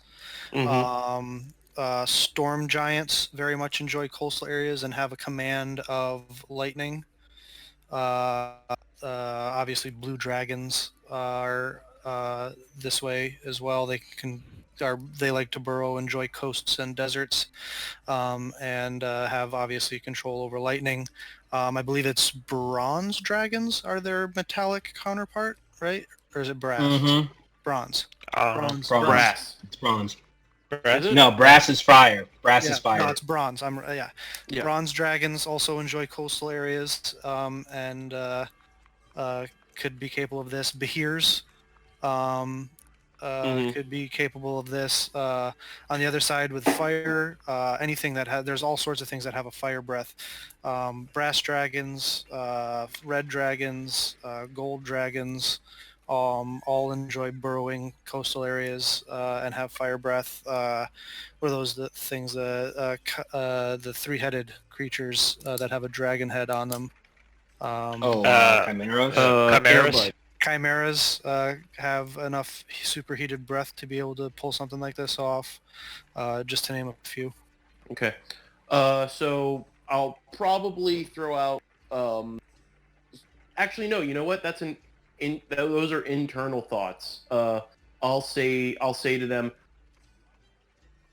there are many things with both the ability to utilize lightning and fires to do such a thing, but from what you have told me over the past days and the information that we have gathered thus far, we know that it is something that this Gator, your father, seems to be working under.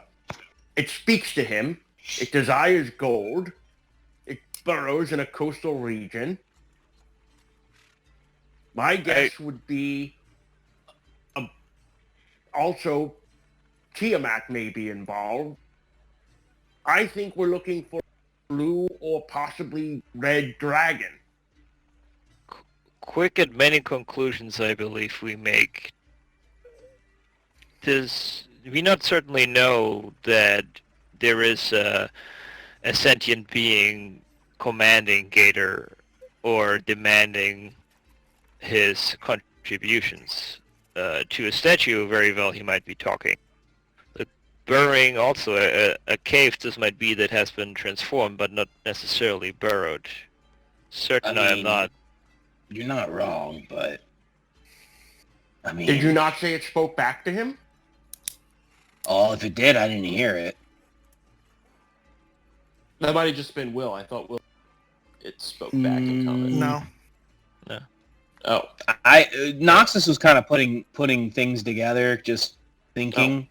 well, Thorn's also going Honestly. to work off of what Noxus told him. So Yeah. If you Noxus said- thinks that something talked back to him, but he's not 100% sure. oh, okay. Yeah. I mean, you would have heard another voice, but Oh, Yeah. if it was Gator in close heard it, you would have proximity. heard it. If Gator Really? heard it, you would have heard it. Yeah, because essentially when you scry, it creates a small little invisible orb that floats Uh-huh. within like 10 feet of the person you're scrying on that you can Right. see and hear through. So if it's right next to Gator and he hears something, you're probably going to be able to hear it as well. Oh, okay. So then I would say that. Because I mean, you could hear the guys he was stuff. Right. Well, I mean, if it didn't say anything, hear it. Oh, well then that's Okay. different. That opens up possibilities. But if it did Yes. speak back to him, then it limits the things that it could be. Obviously, a chimera or a bahir can't speak in common. Not But to my he knowledge, spoke- anyway. But he spoke to it, and it didn't attack him. Like it's like they had an arrangement. So it's got to be smart to have a conversation at least, right? A creature you have not seen, have you? I think a shrine or Yeah. small temple of sorts this could have been. There's a number of things it could have been, but just going what I've been told so far, I was going with a best guess based on the information. I mean, if it's a dragon, fuck, dude. Like, I thought they were gone. Think I still do. The only way to know is to go. Yes. And besides, what are the chances that the dungeon might encounter a dragon in our... Yeah, Say that you know, again, it's kinda- 'cause you kind of cut out. I just want to hear it. What are the chances that in our line we might... Oh, no, while it did in it a again. dungeon discover a dragon? Go into a dungeon and discover a Yeah, dragon. those chances must be low, really, really low. It's got to be like 10%, maybe even Yeah. like 5. Dungeons and Dragons in our line of work? I don't know. No. Nah, never. Absurd, I tell you. Absolutely. Well, let's at least go tell everybody else. If this isn't the most meta thing that's been going on in this game, I don't know what is. Alrighty. So you guys head off to fill in the rest of the group on what information you found, and find Fike and Bureau and Ren, fill them in on your theories and what you think, and that is where we will end tonight's session. I have one more quick thing I need to do. As I'm walking from the kitchen back to downstairs and I see Biro, I'm covered in soot and I've made a set of 6-pack abs out of soot. I just look at him and I go, "Hey, Biro, you're looking a little bit." No. Damn you! This whole frenemies thing is working out very well. That's all right. That's fine. Biro, you're looking a bit puffy. Just letting you know. You know, it might make you a little slow on the draw. You might want to knock off the sweets. I honestly thought the last thing Spike would want to do is mom. I don't know if he has a mom yet. Hero's mom has got it going on. So next week we'll have Brom Goldhand's funeral, and then you guys will set sail. Sail! All right. Who wants experience? I do. I'm good. You're good? All right, darn. I'll take his. You don't get any. Nox, you had 19. Fike 18. Biero 19. Tharn 18 and Shango 18.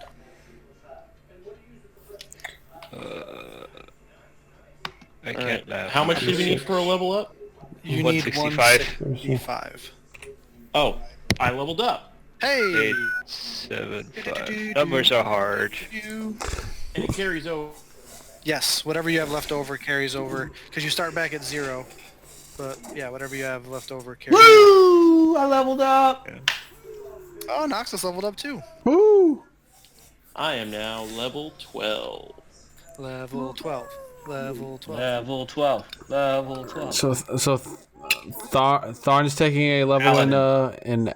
Abjuration Wizard, obviously. Taking it in Paladin. Divination Wizard. Divination Wizard. So now I'm going to take 2 levels in Divination. 10.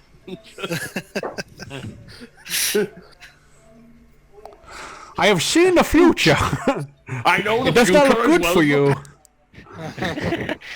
I've seen the future. It involves a stick and dunk. No! Not this dick! You want to roll your hit points real quick there, Mark? Yeah, sure. A D8. Not a 2. Not a 2. Not a 2. It wasn't a 2. So 3 plus your con modifier. Noxus, you said you're taking a level in Paladin? Yes, I am. Is this your second level in Paladin? Yes, it is. I believe so. I believe you get a fighting style. This Yes, level. I do. So I am rolling. You get a fighting style, you get divine smite, and you get spell your paladin. You get 2 first level paladin spells. Yeah. Rolling my d10. That's like double the amount of spells that you have now. It's like twice as many spells. Paladin? that you Of have. course, I roll a fucking 2. Bullshit. No, paladins are half casters. Half cast, quarter casters actually, I believe, or no, half casters. Yeah. Yeah, but they're not prepped. They're known spells. I don't No, they are remember. prepped. They are prepped They are spells. prepped. Okay. Yep. Yep, they're prep. I didn't remember.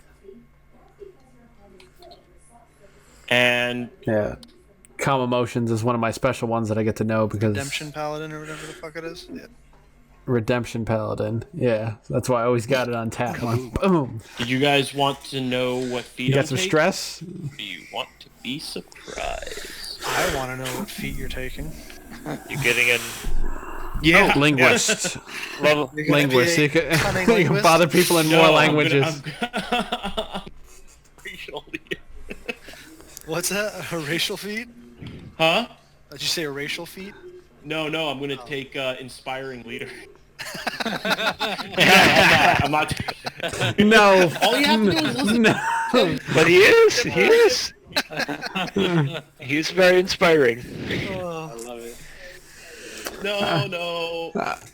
I'm gonna be the first case of a guy who turns his flintlock on himself. I think I'm going to stick with the spirit of the campaign and choose a Tal'Dorei feat.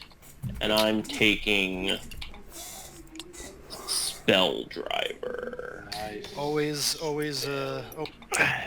Welcome to the club.